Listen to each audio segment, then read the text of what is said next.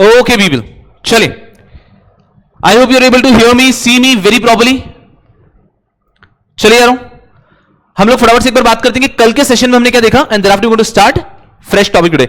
Are you all set? मैंने कल भी आपसे रिक्वेस्ट की थी यारों कि जो लाइव देख रहे हैं थोड़ा सा हाँ हाँ ना ना करते रहा करो, जिससे कि क्या समझ में आएगा कि मैं आप तक अच्छे से पहुंच पा रहा हूं. चलिए, यस पीपल,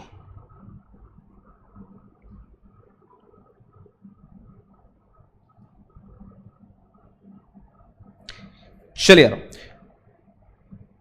फटाफट से एक बार रिवाइज कर लेते हैं कि कल के लेक्चर में हमने क्या देखा. तो कल हमने किया था स्टार्ट सेबी एक्ट. पहले हमने बात की थी with respect to history of SEBI कि सेबी एक्ट आखिर सेबी की इंडिया में क्या जरूरत थी, क्या आवश्यकता थी सेबी की, जिसके कारण उस अथॉरिटी को 1992 के अंदर हमें इंडिया में लाना पड़ा. हम लोग गए बिफोर 1956 कि 1956 के पहले जाके देखते हैं तो तब इंडिया में कुछ ऐसे सिनेरियो थे कि कुछ लोगों ने स्टॉक एक्सचेंज का बिजनेस चालू कर लिया था कि कोई भी व्यक्ति कह रहा था कि I am a broker, you can come to me if at all you want to sell any security and you can come to me if at all you want to buy any security, और मैं bye और cell arrange करके दूंगा और उसके बदले में मैं लूंगा आपसे एक ब्रोकरेज. ये 1956 के पहले की बात थी. फिर सरकार को लगा कि नहीं, ऐसे हम किसी भी व्यक्ति को बिजनेस चलाने नहीं दे सकते which will have so huge impact on the economy, and that's where government said कि नहीं, we are going to regulate your business. और 1956 में एक एक्ट लाया गया जो आपके सिलेबस से हटा दिया गया है, SCRA 1956, securities contract regulation act 1956, जिसके तहत स्टॉक एक्सचेंजेस जो इंडिया में थे उनको रेगुलेट किया गया. बोला कि नहीं, आप लोग हर कोई स्टॉक एक्सचेंज का बिजनेस नहीं कर सकता, थोड़ा तो रेगुलेशन लगेगा. That we are going to see कि आप बिजनेस कैसे कर रहे हैं, क्या कर रहे हैं. गवर्नमेंट का इंटरफेरेंस बनेगा 1956 में और उन्होंने स्टॉक एक्सचेंजेस को रिकॉग्नाइज करना शुरू किया, उनको रेगुलेट करना शुरू किया. फिर उनको रेगुलेट किया, फिर भी स्टॉक एक्सचेंजेस बहुत ग्रो हो रहे थे, लेकिन कोई अथॉरिटी नहीं थी. तो स्टॉक एक्सचेंजेस मन में आए वैसे बिजनेस कर रहे थे. 1988 इफ यू रिमेंबर, 1988 में सेबी का जन्म हुआ, लेकिन उसको लीगल मैंडेट नहीं मिल पा रही थी. लीगल मैंडेट मिली 1992 में, और उसके बाद भी स्टॉक एक्सचेंज बहुत बेहतरीन तरीके से ग्रो हो रहा था, खूब पॉपुलर हो चुका था. लेकिन तब ब्रोकर चाहते थे कि लोग और ट्रेड करें, और फिजिकल शेयर्स उनको रेस्ट्रिक्ट कर रहे थे कि एक व्यक्ति के हाथ में फिजिकल शेयर आता है, उसके बाद में फिजिकल शेयर को सेल करता है, सामने वाला व्यक्ति उस फिजिकल शेयर को लेता है, अपने नाम पे रजिस्टर करता है, फिर वापस बेचता है. It takes a lot of time. और उसके लिए उन्होंने इंट्रोड्यूस किया क्या, बोलो, चीखो चिल्लाओ, क्या इंट्रोड्यूस किया उन्होंने तब इंट्रोड्यूस किया डीमैट का कंसेप्ट, डीमैटेरियलाइजेशन का कंसेप्ट, कि आपके शेयर्स अब आपको फिजिकल फॉर्म में होल्ड करने की कोई जरूरत नहीं है. Now you can hold the shares in demat form. अब आप उन शेयर्स को डीमैट फॉर्म में होल्ड कर सकते हैं. एंड देन डीमैट का कंसेप्ट आया 1996 में, डिपॉजिटरीज एक्ट 1996, और उसके बाद में हम देख रहे हैं ever since share market is growing and growing. Are we all good here? और उसके बाद में ये हिस्ट्री को मद्देनजर रखते हुए हम लोग आगे बढ़े थे, और हमने कुछ चीज पढ़ी थी जो मैं आपसे अपेक्षा करता हूं कि आप लोग घर से पढ़कर आए होंगे. एक बार रिवाइज करते हैं कि मैंने क्या पढ़ाया था, और फिर हम लोग नोट्स को शुरू करेंगे. चलिए, मैंने आपको पढ़ाया था सबसे पहले सेबी के बारे में. सेबी एक्ट के अंदर हमने देखा कि सेबी एक्ट कब आया था, 30 जनवरी 1992. मैं आशा करता हूं कि आप मुझसे पहले बोल रहे हैं, मैं कोई चीज बोल रहा हूं मुझसे पहले आप लोग ये बोल पा रहे हैं, ठीक है. तो सेबी आया था, सेबी एक्ट 1992 में. It applies to the whole of India. Then the objective are PPR, to protect the investor. Second P, to do what? To promote the securities market and to regulate the securities market. और उसके अलावा क्या एक और purpose था कि यार India में सिक्योरिटीज लॉ थे लेकिन वो बहुत बिखरे हुए थे. To consolidate all the securities law. इन उद्देश्यों के साथ में सेबी एक्ट 1992 लाया गया था. इसके अंदर जो अथॉरिटी थी उसका नाम था सेबी के बारे में देखते हैं. उनके लिए 3 रेलेवेंट ईयर, मैं आशा करता हूं कि आप सबके दिमाग में वो तीनों ईयर घूम रहे हैं, 1988, 1992 and 1995. I don't have to say much about it. उसके बाद में हमने इनके बारे में और देखा कि SEBI is what, SEBI is a body corporate. SEBI is a body corporate मतलब क्या, बॉडी कॉर्पोरेट बोलते ही कुछ चीजें प्रिज्यूम रहती है कि सेबी का परपेचुअल सक्सेशन होगा, कॉमन सील होगी उनकी. Common seal is no longer mandatory for a company, but एक दिमाग में आ जाता है कि कॉमन सील होगी उनकी. उसके बाद में they have a right to sue और be sued, they can own property in its own name, they can sell dispose of property. ये सारी चीजें आ जाती है व्हेन आई से बॉडी कॉर्पोरेट. फिर हम लोग गए उनके बोर्ड के स्ट्रक्चर में कि सेबी के अंदर आखिर है कौन. फिर हमने बहुत डिटेल में देखा कि सेबी के अंदर होता है एक चेयरमैन होता है, there are 2 officials of central government, 1 official of RBI, 5 other members out of whom 3 have to be whole time member. कैसे अपॉइंट होते हैं? The chairman is appointed by central government, the 5 other members are appointed by central government, but the 2 officials of central government are nominated by central government and the 1 official of RBI is nominated by RBI.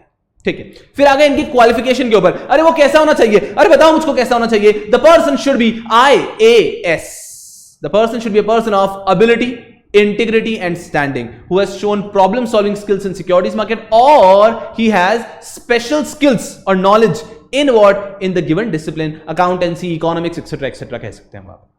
चलिए, उसके बाद हमने बात की कि इनकी tenure कितना हो सकता है, what is the term, what is the tenure of a member और अ चेयरमैन। तो हमने पढ़ा their tenure is of 5 years, they can very well be reappointed, but उनके लिए एक लिमिट है, maximum age of 65 years। 65 years की age से ज्यादा वो काम नहीं कर सकते। तो मैंने आपको एग्जांपल देके बताया था, मेरी एज है 60, क्या मैं चेयरमैन बन सकता हूं? बिल्कुल बन सकते हो, मेरा 5 years का टेन्योर हो गया, can I be reappointed? Generally you can be reappointed, but now you have achieved the age of 65, you can not be reappointed.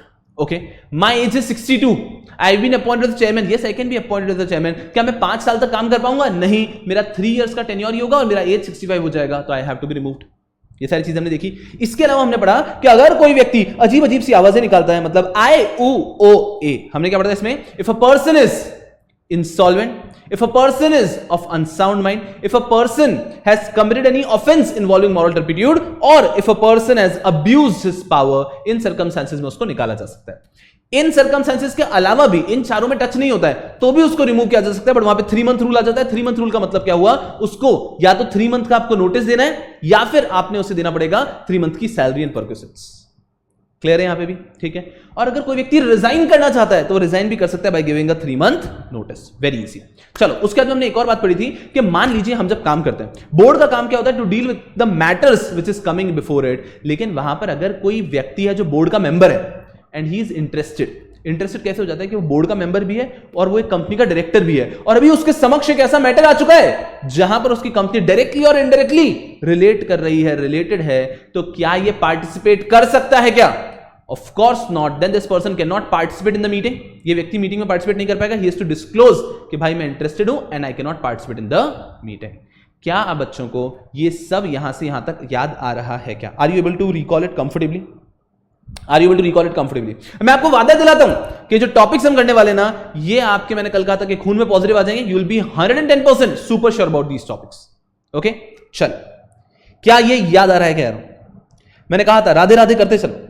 क्या ये याद आ रहा है क्या? याद आ रहा है क्या?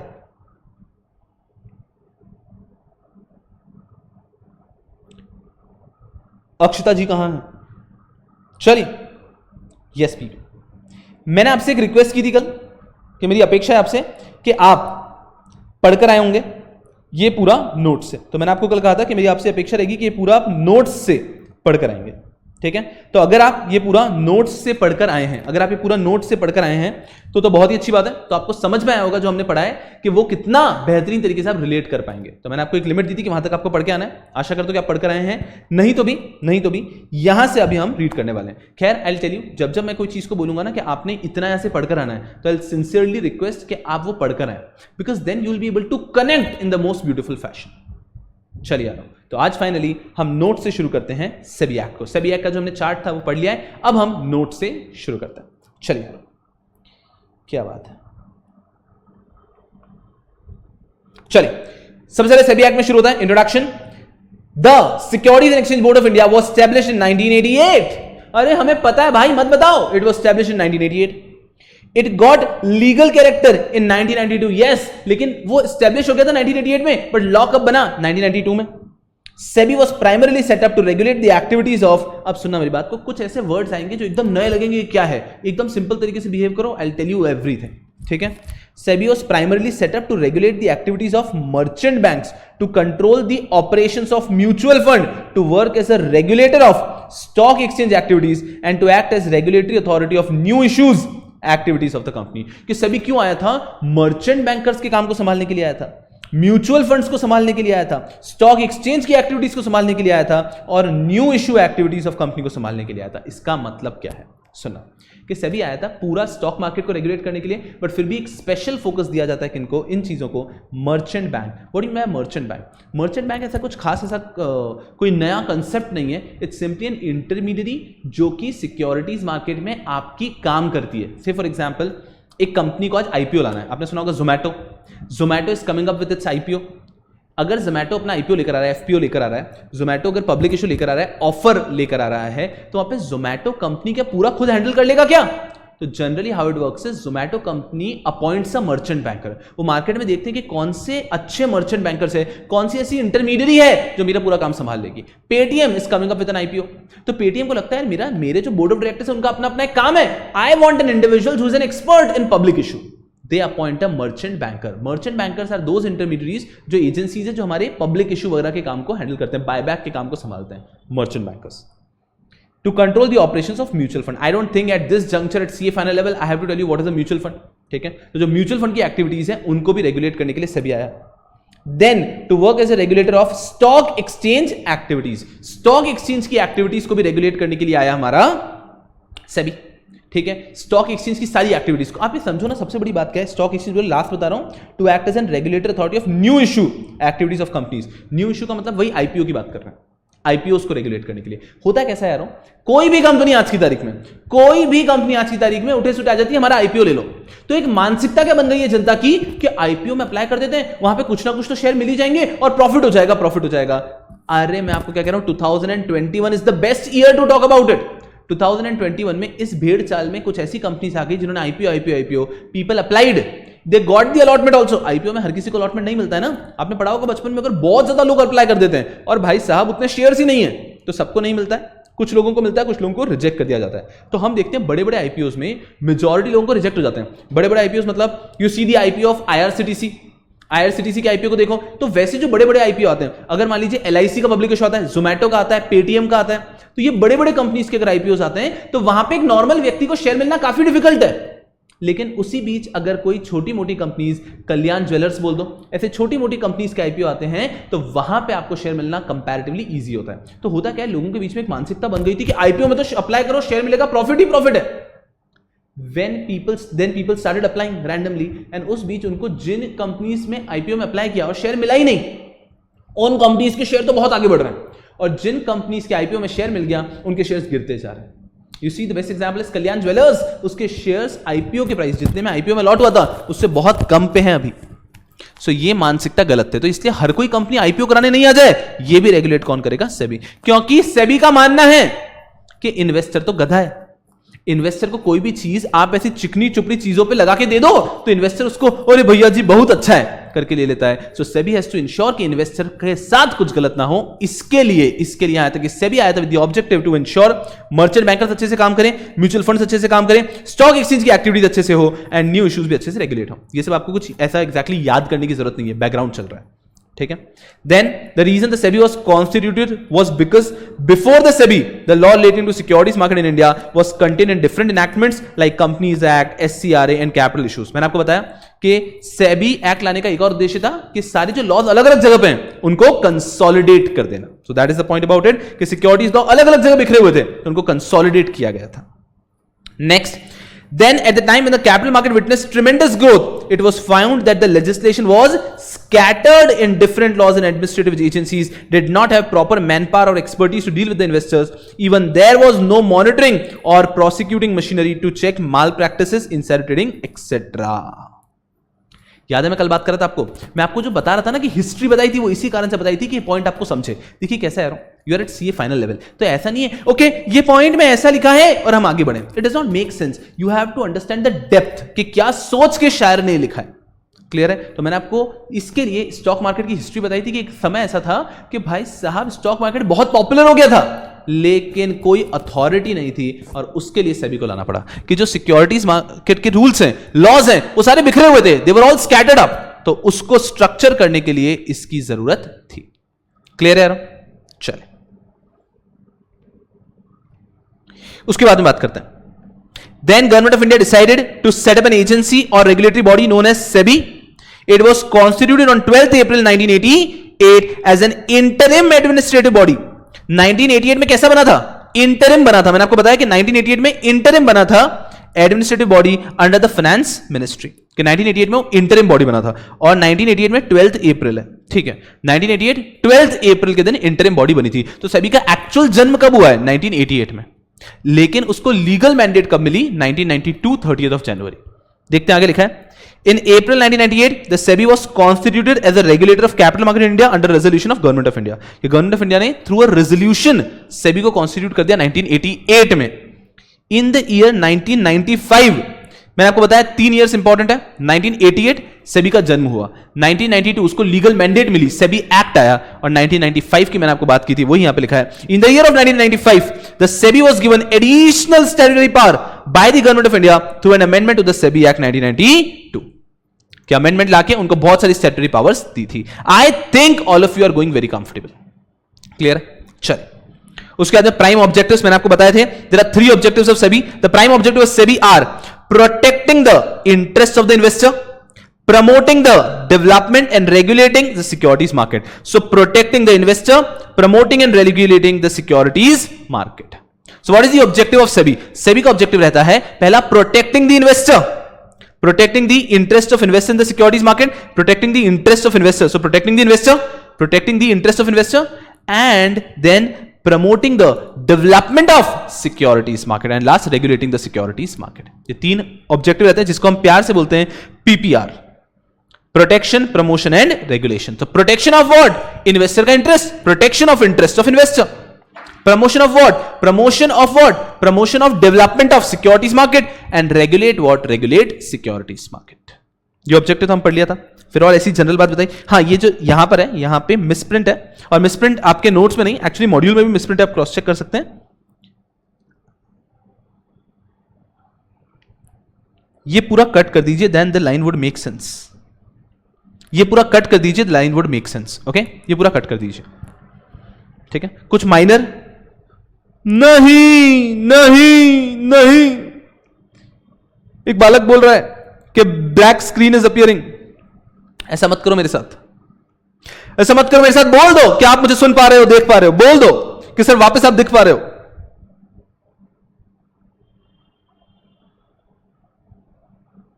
बोल दो यारों.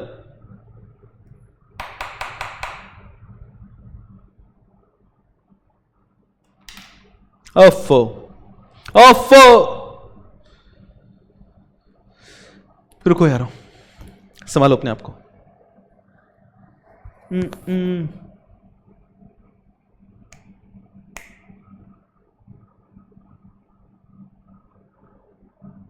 यारों, अगर आप मुझे देख पा रहे हो तो बोलो कि दिख रहा है. हाँ, कुछ टाइप करो, भेजो मुझे यहां पर कि सर हम आपको देख पा रहे हैं, हम आपको सुन पा रहे हैं.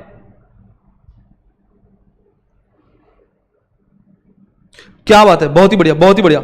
यस यस यस यस, ताकत देख रहे हो, बहुत ही बढ़िया. वापस आप दिख पा रहे हो, बहुत ही बढ़िया.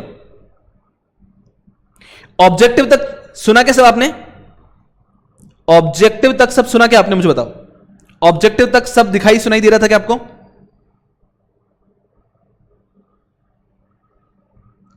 जवाब दो मुझे, जवाब दो.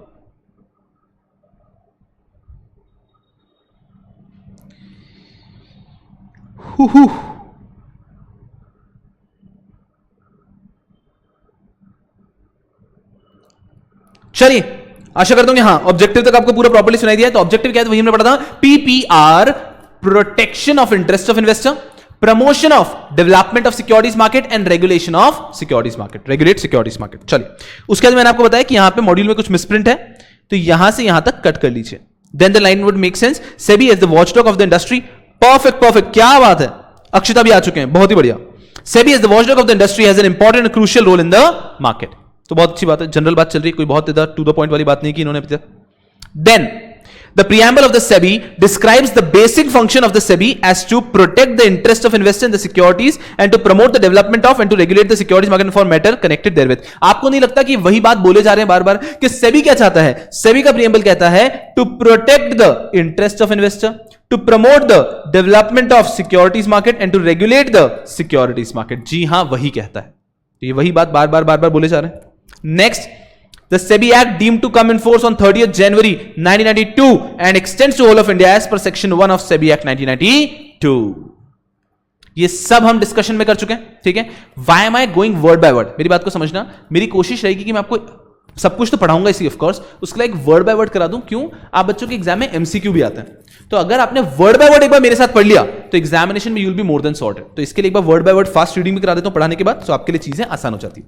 ठीक है ना? तो यहां तक things are all sorted, perfect है। चलो नेक्स्ट आता है डेफिनेशंस। डेफिनेशन की एक भी डेफिनेशन में दम नहीं है, तो इसको पूरा स्किप करते हैं अभी के लिए। हम एंड में जब जब काम की डेफिनेशन आती रहेगी मैं वहां पे आता रहूंगा। ठीक है? तो डेफिनेशन अभी नहीं पढ़ रहे हम लोग, अभी एक भी डेफिनेशन पढ़ने की जरूरत नहीं है।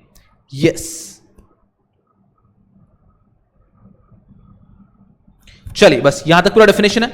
उसके बाद में आते हैं हम लोग SEBI here and after called the board. तो आगे इस पूरे चैप्टर में जहां पे भी बोर्ड लिखा है उसका मतलब होगा SEBI has been established as a body corporate. अरे मैंने आपको क्या बोला था, जैसे ही बॉडी कॉर्पोरेट दिखे टूट पड़ो उसके ऊपर बॉडी कॉर्पोरेट, मतलब उसके अंदर क्या क्या आ गया, सेबी बॉडी कॉर्पोरेट है तो भाई साहब परपेचुअल सक्सेशन है, कॉमन सील है, power to acquire, hold, dispose of property, movable, immovable, sue और be sued by the name of SEBI board. यहां तक तो हम सब कुछ कवर कर चुके हैं। क्लियर, एकदम कंफर्टेबल। चलिए एक नई चीज पता चली, the head office of the board shall be at Mumbai. SEBI का हेड ऑफिस मुंबई में होगा और उनको राइट दिया गया है उसके अलावा इंडिया में कहीं पे भी ऑफिसेस ओपन कर सकते हैं, but the head office is going to be at Mumbai. Further the board में establish offices at any other place in India. बहुत अच्छी बात है। चलो तो एक नई चीज पता चली, the head office of the board shall be at Mumbai. बहुत ही बढ़िया बात है। अब बच्चों ने क्या करना है, वैसे तो आपका सब कुछ हाईलाइटेड है नोट्स में, बट इसको एक बार अंडरलाइन कर लो बस। सिर्फ मुंबई को भी अंडरलाइन किया तो चलेगा।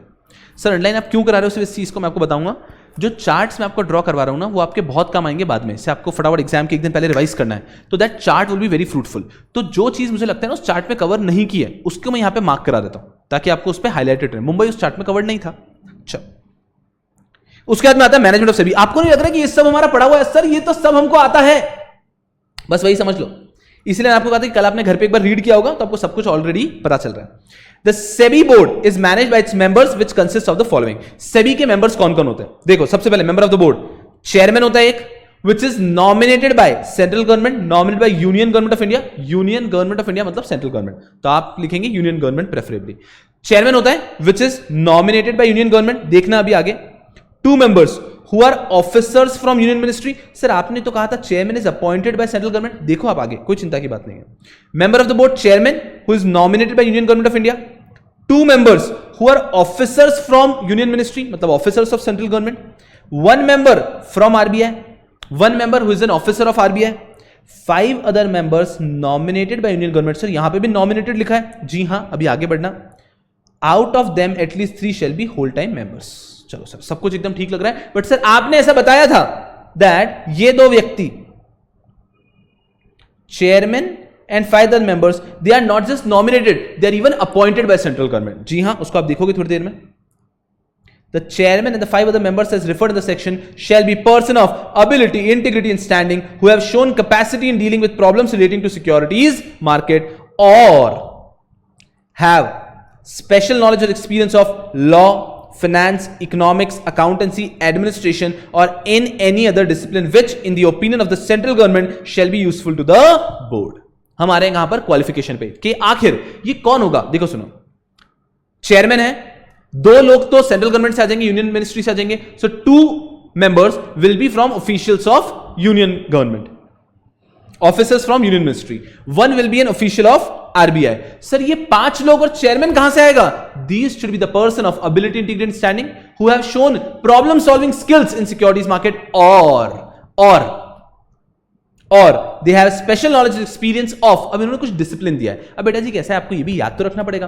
तो आप ऐसा सोच सकते हो कि आपके सब्जेक्ट जो आपके सीए फाउंडेशन में थे, सीए इंटर में थे, सीए फाइनल में थे, वहीं से कहीं ना कहीं आपको मिलेगा. लॉ ऑफ कोर्स, फाइनेंस आपका सब्जेक्ट है, इकोनॉमिक्स आपके फाउंडेशन में था, अकाउंटेंसी हर जगह है, एडमिनिस्ट्रेशन और इन एनी अदर डिसिप्लिन. तो अगर आपके पास में law, finance, economics, accountancy, administration या किसी और डिसिप्लिन में भी आपको स्पेशल नॉलेज एंड एक्सपीरियंस है, then you can be a member. Wonderful, कुछ चीज नहीं है. The general superintendence, direction and management of the affairs of the board shall vest in. मेरे साथ बने रहना, सुनो ना. थोड़ा सा आपको ऐसा लगेगा कि सर ये तो थोड़ा सा बोर है कि हम सब रीड करना पड़ रहा है. देखो why I want, मैं चाहूँ तो चार्ट से भी पूरा पढ़ा के खत्म कर सकता हूँ ना, बट मैं क्या चाहूंगा, चार्ट से पूरा पढ़ाऊंगा, फिर एक क्विक रीडिंग ले लेंगे हम इस सब चीजों की. क्विक रीडिंग लेने का फायदा क्या होता है यारों, बिकॉज एग्जाम में जब एमसीक्यू क्वेश्चन आता है तो quick reading would be supremely beneficial. ठीक है, तो एक क्विक रीडिंग लेंगे, थोड़ा सा आपको डर लगेगा but it is a need of the hour, ऐसा समझो. ठीक है, the general superintendence, direction and management of the affairs of the board shall vest in a board of member which may exercise all powers and do all act and things which may be exercised or done by the board. कोई नई चीज कुछ सीखने का नहीं है इस point में. उन्होंने बस इतना सा बोला कि जो भी बोर्ड की पावर्स है ये सब यही लोग करेंगे जिनको मैंने ऊपर लिस्ट किया है. बहुत ही बढ़िया. अब यहां से कुछ काम की चीज आती है, टर्म ऑफ ऑफिस. ये एग्जामिनर का थोड़ा सा फेवरेट रहता है, ठीक है ना. एक स्टार मार्क कर लेते हैं यहां पे. Term of office, condition of service of chairman and members of the board. Understand very carefully. The term of office, पहला पॉइंट है, कुछ रेलेवेंट भी नहीं. देखो, the term of office and the condition of service of chairman and other members of the board as appointed in section 4(1)(d) shall be such as may be prescribed. सुना मेरी बात को अच्छे से. ये आपका पूरा सेक्शन नंबर चल रहा है. सेक्शन नंबर 5 है या सेक्शन नंबर 4 है. तो मैं कैसे करता हूं, मैं चाहता हूं कि एक बार आपको पढ़ा दूं पूरा एंड देन एंड में सेक्शन नंबर पे आऊं. क्यों यार? बिकॉज अगर शुरुआत में आप सेक्शन नंबर पे ज्यादा फोकस कर देते ना तो कभी कभी आप कंटेंट पे फोकस नहीं कर पाते कि अंदर के इंट्रिकेट पॉइंट के. इस कारण से बाकी आपके लेफ्ट हैंड साइड पे सेक्शन नंबर चल रहा है. The term of office and other condition of the service of chairman and the members of the board shall be such as may be prescribed. जब भी आपको कहीं पे लिखा हुआ मिल जाए ना, क्या such as may be prescribed, भाई साहब खुश हो जाओ बहुत सारा. Such as may be prescribed का मतलब है कि आपको पता होने की आवश्यकता नहीं है. एक्ट में लिखा है सच एज में बी प्रिस्क्राइब्ड और हमारे मॉड्यूल ने एक्ट से एज इट इज लिया. तो बहुत अच्छी बात है, उन्होंने बोला जैसा प्रिस्क्राइब्ड है वैसा टर्म होगा. कुछ सीखने को नहीं मिला यहां पे हमको. नेक्स्ट, अब सुनना. The central government will have the right to terminate the service of. किसको टर्मिनेट कर सकता है सेंट्रल गवर्नमेंट? जिसको उन्होंने अपॉइंट किया है. Terminate the service of chairman और other members appointed to the board. अब सुनना मेरी बात को ध्यान से, बहुत रेलेवेंट है, बारीकी से समझना है point. The chairman will have the right to terminate the central government shall have the right to terminate the services of chairman और other members appointed to the board. Central government सिर्फ किन्हें remove करने का right रखता है? Central government remove करने का right रखता है सिर्फ उन मेंबर्स को जिनको सेंट्रल गवर्नमेंट ने अपॉइंट किया था. ऊपर नॉमिनेटेड लिखा था ना, उन्हीं की बात कर रहा हूं. सेंट्रल गवर्नमेंट ने मुझे बताओ किन किन को अपॉइंट किया था. पहले चेयरमैन को और 5 अदर मेंबर्स को. ये जो 2 ऑफिशियल्स हो तो सेंट्रल गवर्नमेंट के थे और एक आरबीआई का था, तो इनको हटा दो. जो चेयरमैन है एंड 5 अदर मेंबर्स है who were appointed by central government, जो कि आपके नोट्स में ऊपर लिखा था nominated by central government, they were actually appointed. यहां पे लिखा है they were appointed by central government. उनको रिमूव करने का राइट है सेंट्रल गवर्नमेंट के पास. So central government will have the right to terminate the services of the chairman और other members appointed to the board.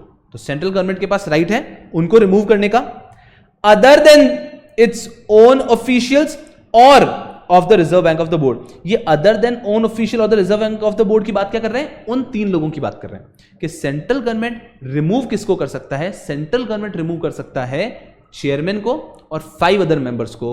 Central government वो जो 2 officials of central government है उसे भी रिमूव नहीं कर सकता और आरबीआई के ऑफिशियल को भी रिमूव नहीं कर सकता. आपको ये बात समझ में आ रही है क्या? आपको ये बात समझ में आ रही है क्या? आप उसको नॉमिनेशन पढ़ना चाहते हैं, नॉमिनेशन पढ़ लो.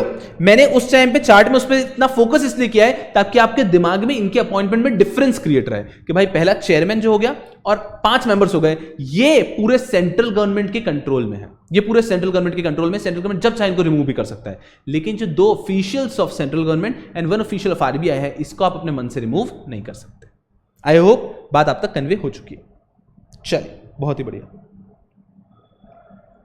यहां पे देन अगर कभी भी उनको रिमूव करना चाहते हैं तो मैंने आपको बताया था at any time before the expiry by giving not less than 3 months notice in writing. उनको 3 महीने का नोटिस देके आप उनको रिमूव कर सकते हैं और 3 months salary and allowance in lieu there of, या फिर आप 3 month की सैलरी दो. 3 month रूल है कि अगर किसी भी व्यक्ति को आप निकालना चाहते हैं, ठीक है, तो आप उनको निकाल सकते हैं 3 month का नोटिस देके या 3 month की सैलरी और अलाउंस देके. Fair enough. The chairman and other members shall have the right to relinquish office at any time before the expiry of their tenure by giving a notice of 3 months. कोई व्यक्ति resign भी करना चाहता है, chairman या other member कभी छोड़ना भी चाहते हैं तो 3 month का नोटिस देके छोड़ सकते हैं. I guess very easy. As per the rules framed in this regard, the chairman and whole time member may hold office for a period not exceeding 5 years. 5 साल से ज्यादा के लिए काम नहीं कर सकते chairman and whole time members. Part time members पे लिमिट नहीं है. Subject to the maximum age limit of 65 years and can be reappointed by central government. समझ में आई बात? सेम है, बस ध्यान रखना है कि this is only for chairman and whole time members. ये किसके ऊपर है? Chairman and whole time members. The chairman and whole time members may hold office for a tenure of 5 years, लेकिन they have a maximum age का restriction of 65 years and they can very well be reappointed. अभी तक कुछ आई don't think एक भी word आपको नया लग रहा है. Next is removal of member of the board. The central government shall have the power to remove a member of the or the chairman appointed to the board. कि अगर central government को लगता है तो वो किसी भी मेंबर को रिमूव कर सकते हैं या चेयरमैन को भी रिमूव कर सकते हैं. सुनना कब? To remove a member or chairman appointed to the board if he at any time has been adjudged as insolvent. ओहो. अगर कोई व्यक्ति इंसॉल्वेंट हो गया तो उसको रिमूव कर सकते हैं. आई has been declared by a competent court to be a person of unsound mind. अगर कोई भी व्यक्ति unsound mind का डिक्लेयर हो गया by a competent court तो उसको भी निकाल दिया जाएगा. Has been convicted of an offense involving moral turpitude. And last is has in the opinion of central government so abused his position as to render his continuance in the office detrimental to the public interest. उसने अपनी position का abuse किया है which is detrimental to public interest अगर उसको continue करने दिया गया कि उसने अपनी पोजीशन का मिसयूज किया है and if he is allowed to continue that will be detrimental to public interest. इन 4 कारणों से सेंट्रल गवर्नमेंट किसी भी मेंबर को निकाल सकती है. हम लोग थोड़ा डेप्थ में पढ़ रहे हैं. मैं आपको इसके पास से क्वेश्चन दिखाऊंगा ना तो बहुत ही लाइटर नोट पे आते हैं, बट हम लोग जब पढ़ रहे हैं तो डेप्थ में पढ़ते हैं ना, नुकसान क्या है. ठीक है. Next is before removing a member और the chairman he will be given a reasonable opportunity of being heard in the matter. Natural justice, principle of natural justice के निकालने के पहले उसको अपॉर्चुनिटी ऑफ बीइंग हर्ड दिया जाएगा. एकदम easy, अभी तक भी कुछ नया नहीं आया. ठीक है. तो लेट मी कंप्लीट फटाफट से, थोड़ा सा और बाकी है, जो हमने पढ़ा था उसका कंप्लीट हो जाएगा. अब मीटिंग आ जाओ. Meeting of the board. The board shall meet at such time and place and shall observe such rules of procedure in regard to the transaction of business or its meeting as may be prescribed. As may be prescribed, as may be provided. बिल्कुल ठीक है. मैंने आपको क्या कहा, जहां पे भी ऐसा कुछ आ जाए ना, as may be prescribed और provided, बहुत ही खुश हो जाना. As may be provided under section 30 of the act. तो हम अभी 7 तक पहुंचे. अगर 30 तक पहुंचे, सर हमारे सिलेबस में पूरा सेबी एक्ट है क्या? जी नहीं, ये पूरा सेबी एक्ट बता रहा हूं मैं आपको. ये पूरा सेबी एक्ट है. ठीक है. आपके सिलेबस में पूरा सेबी एक्ट नहीं है. देखो 30 क्या लिखा है, पार्ट 2 में एक रेगुलेशन वगैरह. तो ऐसे बहुत सारी चीजें. सेबी एक्ट बहुत ही बड़ा है, बहुत ही बड़ा है. तो आपके सिलेबस में पूरा सेबी एक्ट नहीं है, लिमिटेड सेक्शंस तक है. तो अगर 30 तक जाएंगे तो बिल्कुल पढ़ेंगे, लेकिन यहां पर तो कुछ भी पढ़ना नहीं है. मीटिंग कैसे होगी? मीटिंग सेक्शन 30 के हिसाब से होगी. यहां पे क्या लिखा है इस पॉइंट में? सेक्शन नंबर 7 सिंपली सेज कि meeting of the board will be conducted as per section 30 of the act. Now understand, in the absence of the chairman, अगर मीटिंग में चेयरमैन नहीं हुआ, for any reason he is unable to attend the meeting, या फिर if he is unable to attend the meeting, then any member chosen by the members present amongst themselves shall preside over the meeting. देखो simple सी बात है कि अगर सेबी की meeting हो रही है तो चेयरमैन तो होना आवश्यक है.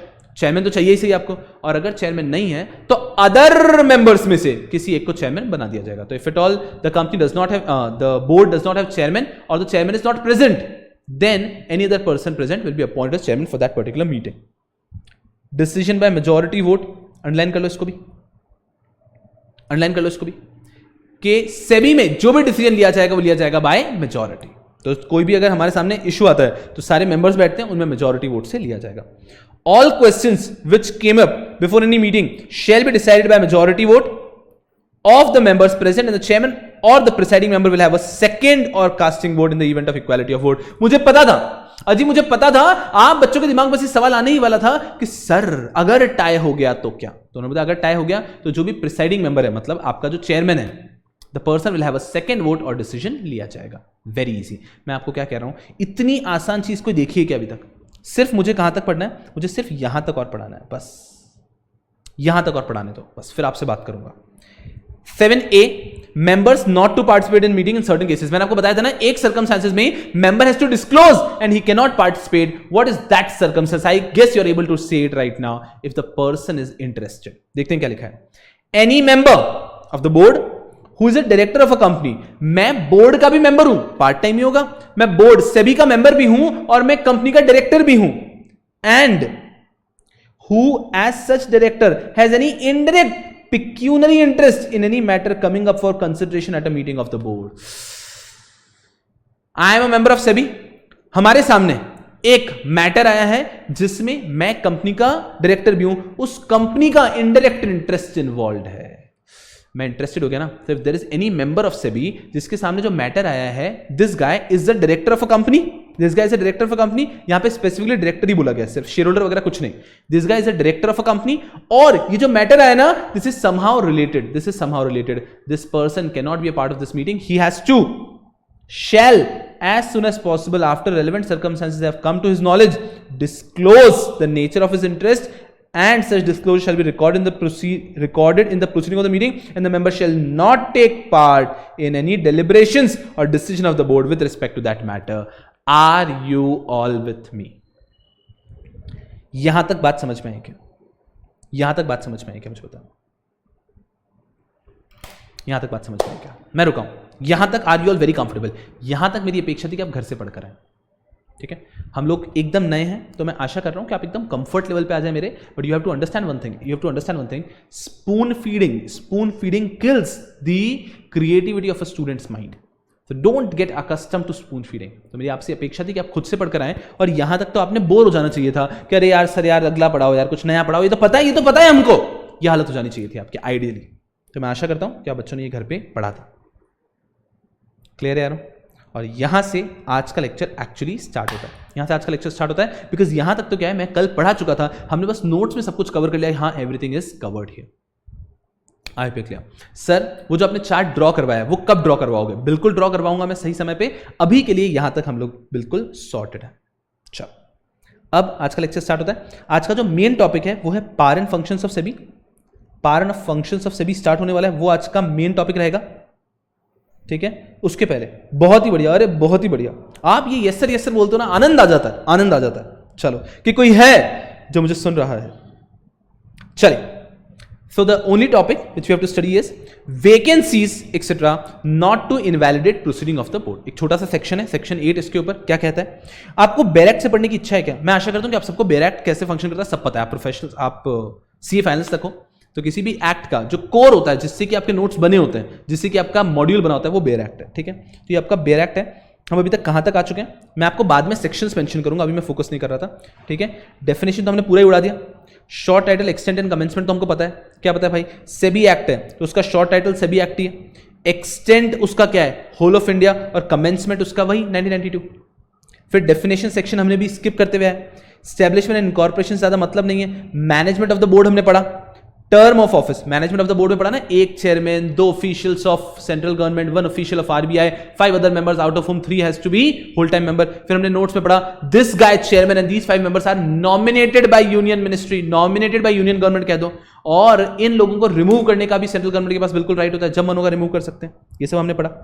फिर removal of members from office पढ़ा कि अगर रिमूव करना चाहते हो इन 4 चीजों पे इस पे रिमूव कर सकते हो. इंसॉल्वेंट हो गया, रिमूव कर दो. अनसाउंड माइंड का हो गया, रिमूव कर दो. The person has committed an offence involving moral turpitude, remove कर दो. या फिर 4th पॉइंट क्या था हमारा आखिरी? उस व्यक्ति ने अपनी अब्यूज ऑफ पोजीशन की है, जिसके कारण if you allowed to let him continue then this will cause a detrimental interest of public. तो उसको रिमूव कर दो, तो रिमूव कर सकते हैं. अदरवाइज भी 3 मंथ्स नोटिस देके या 3 मंथ्स सैलरी देके रिमूव कर सकते हैं. कोई व्यक्ति छोड़ना चाहे तो 3 मंथ्स नोटिस देके छोड़ सकता है. ये सब हमने पढ़ा. मीटिंग के बारे में हमने ज्यादा कुछ पढ़ा नहीं, इतना सा लिखा था कि मीटिंग होगी as per the relevant section. 7A, member not to participate in meeting in certain cases, कि कुछ सर्टेन केसेस में मेंबर मीटिंग में पार्टिसिपेट नहीं करेगा. कौन से केस में मेंबर मीटिंग में पार्टिसिपेट नहीं करेगा? जिसके अंदर वो interested. If I am a director of a company और जो मैटर आया उसमें मैं इंटरेस्टेड हूं इनडायरेक्टली, तो मैं डिस्क्लोज करूंगा. This fact would be recorded and I will not take part in the meeting. Vacancies etcetera not to invalidate the proceeding. बस ये लास्ट सेक्शन नंबर 8 पे हम यहां पर है. ये मैं आपको बेयर एक्ट से बता रहा था. ये पूरा अंदर डिटेल में बेयर एक्ट के अंदर दे रखा है. तो सिर्फ बेयर एक्ट का इंडेक्स था. अब बेयर एक्ट का यहां पे देखोगे तो सब कुछ यहां पर. This act may be known as SEBI Act 1992. It extends to whole of India. Shall be deemed to have come in force in 30th of January 1992. Definition section अभी हम पढ़े नहीं है. Establishment वगैरह की बात हो गई. फिर बोर्ड में चेयरमैन होगा, 2 मेंबर होंगे, 5 अदर मेंबर होगा, 1 आरबीआई का होगा. सब चीजें, अरे हमारे नोट्स आए कहां से हैं? ICAI ने घर बैठ के तो नहीं बनाया. तो eventually this is the source. ये मैं आपको क्यों बता रहा हूं? अगर कभी भी जीवन में आप किसी भी लॉ में कंफ्यूज हो जाते हो ना कि यार क्या लिखा है, तो आप क्या करो, उसकी बेयर एक्ट पे चले जाओ. तो बेयर एक्ट आपको जो देगा वो एकदम सच है. कभी भी कंफ्यूजन होता है कि क्या लिखा है, तो बेयर एक्ट पे जाना is the best thing to do. चल, अब हम आते हैं हमारे सेक्शन के ऊपर. Vacancies etcetera not to invalidate proceedings of the board. एक छोटी सी बात है जो बहुत ही एक सेक्शन, आई डोंट थिंक इसके लिए पूरा सेक्शन भी डेडिकेट करना था, पर बहुत आसान सी बात है कि अगर कभी सेबी के बोर्ड में कुछ भी मिस्टेक है कि एक व्यक्ति गलत तरीके से अपॉइंट हो गया है, वो व्यक्ति मीटिंग में आया नहीं है, या कोई भी सेबी के बोर्ड के कॉन्स्टिट्यूशन में इश्यू है, फिर भी SEBI will be functional, SEBI के लिए हुए सारे डिसीजंस वैलिड माने जाएंगे। क्या कह रहा है सेक्शन?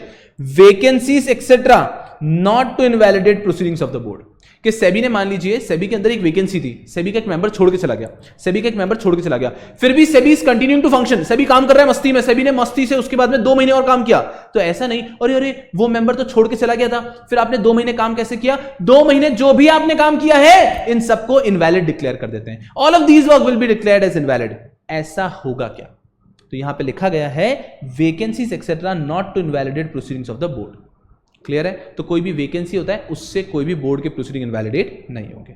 देखो क्या लिखा है, any vacancy in board shall not invalidate any of the acts और प्रोसीडिंग ऑफ द बोर्ड। कोई भी वैकेंसी वगैरह से कुछ नहीं होगा।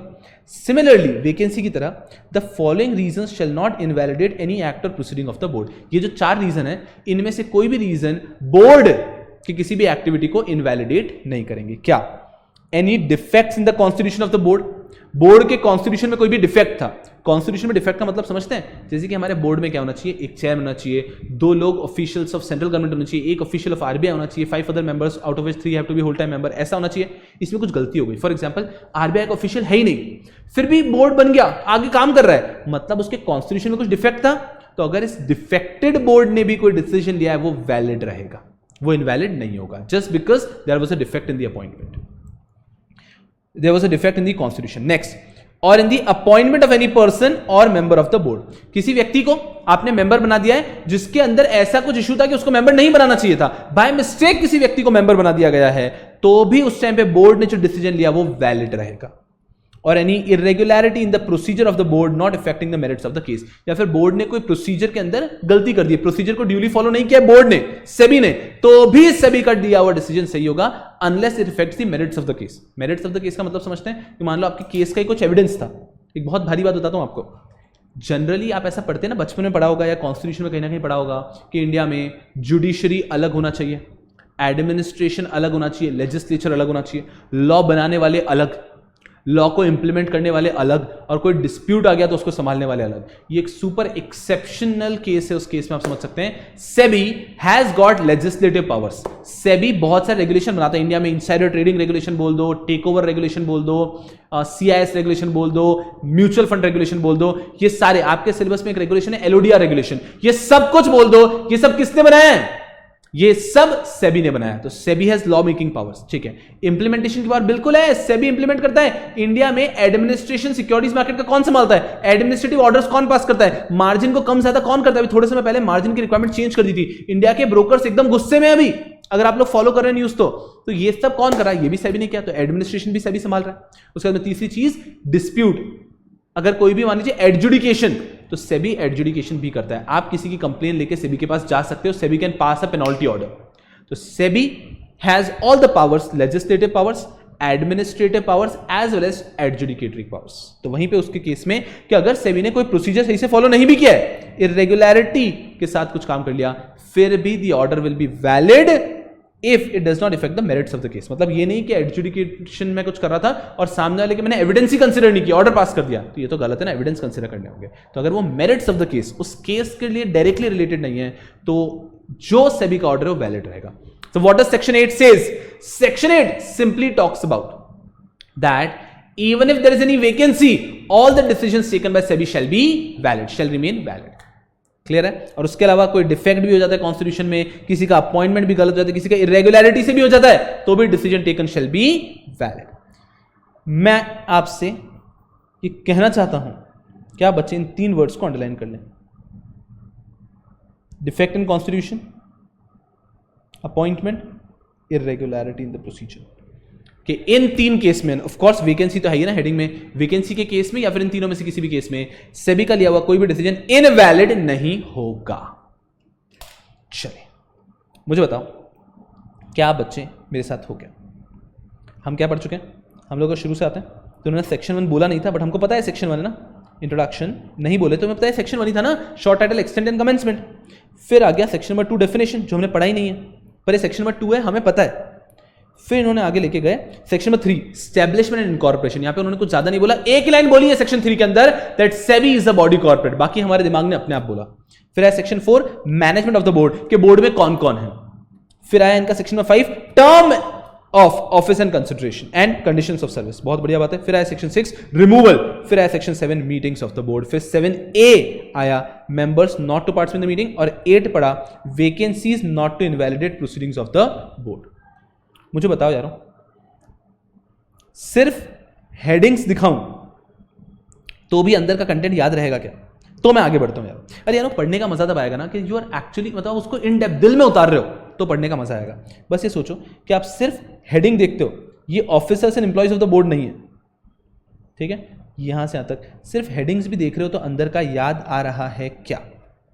सिर्फ हेडिंग्स देख रहे हो तो अंदर का याद आ रहा है क्या? देखो एक बार आराम से।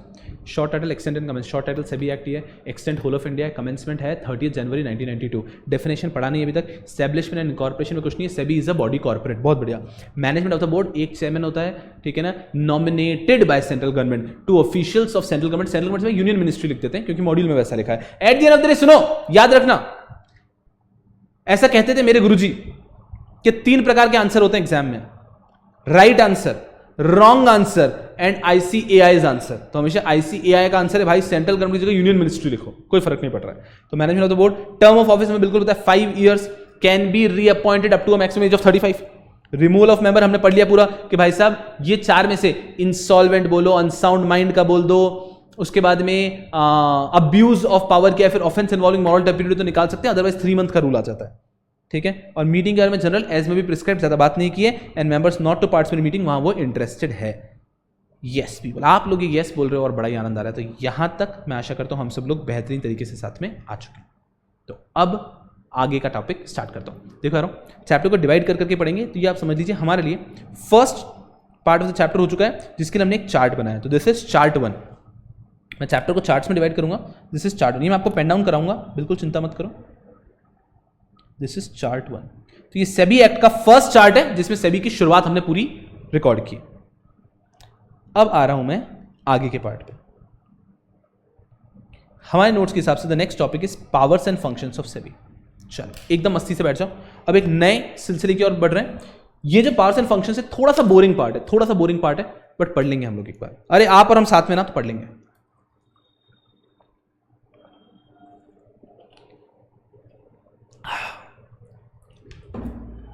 Yes people, powers and functions of SEBI थोड़ा सा ड्राई है एंड एग्जामिनर का भी इतना फेवरेट पार्ट नहीं है।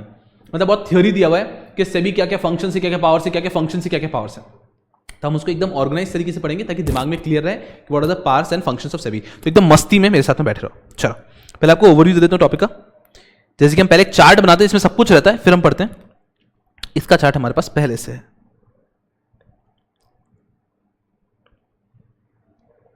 चलिए एकदम मस्ती में,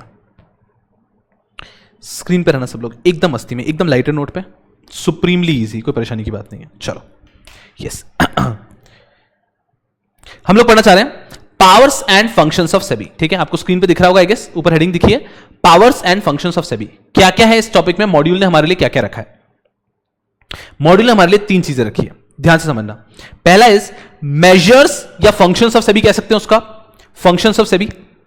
second is powers of SEBI under SEBI act 1992। जब सेबी एक्ट आया 1992 में तो उसमें कुछ पावर्स दी थी, powers of SEBI under SEBI act 1992। और तीसरा पार्ट है powers of SEBI under SCRA 1956।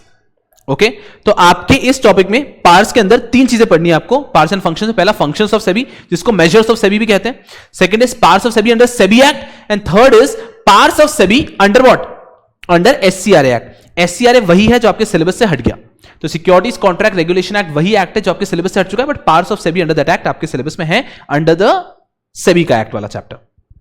चलो एससीआरए क्या करता है, मैंने आपको पहले से बता दिया कि एससीआरए सबसे पुराना है। एससीआरए 1956 में आया था, सेबी एक्ट तो अभी आया ना 1992 में।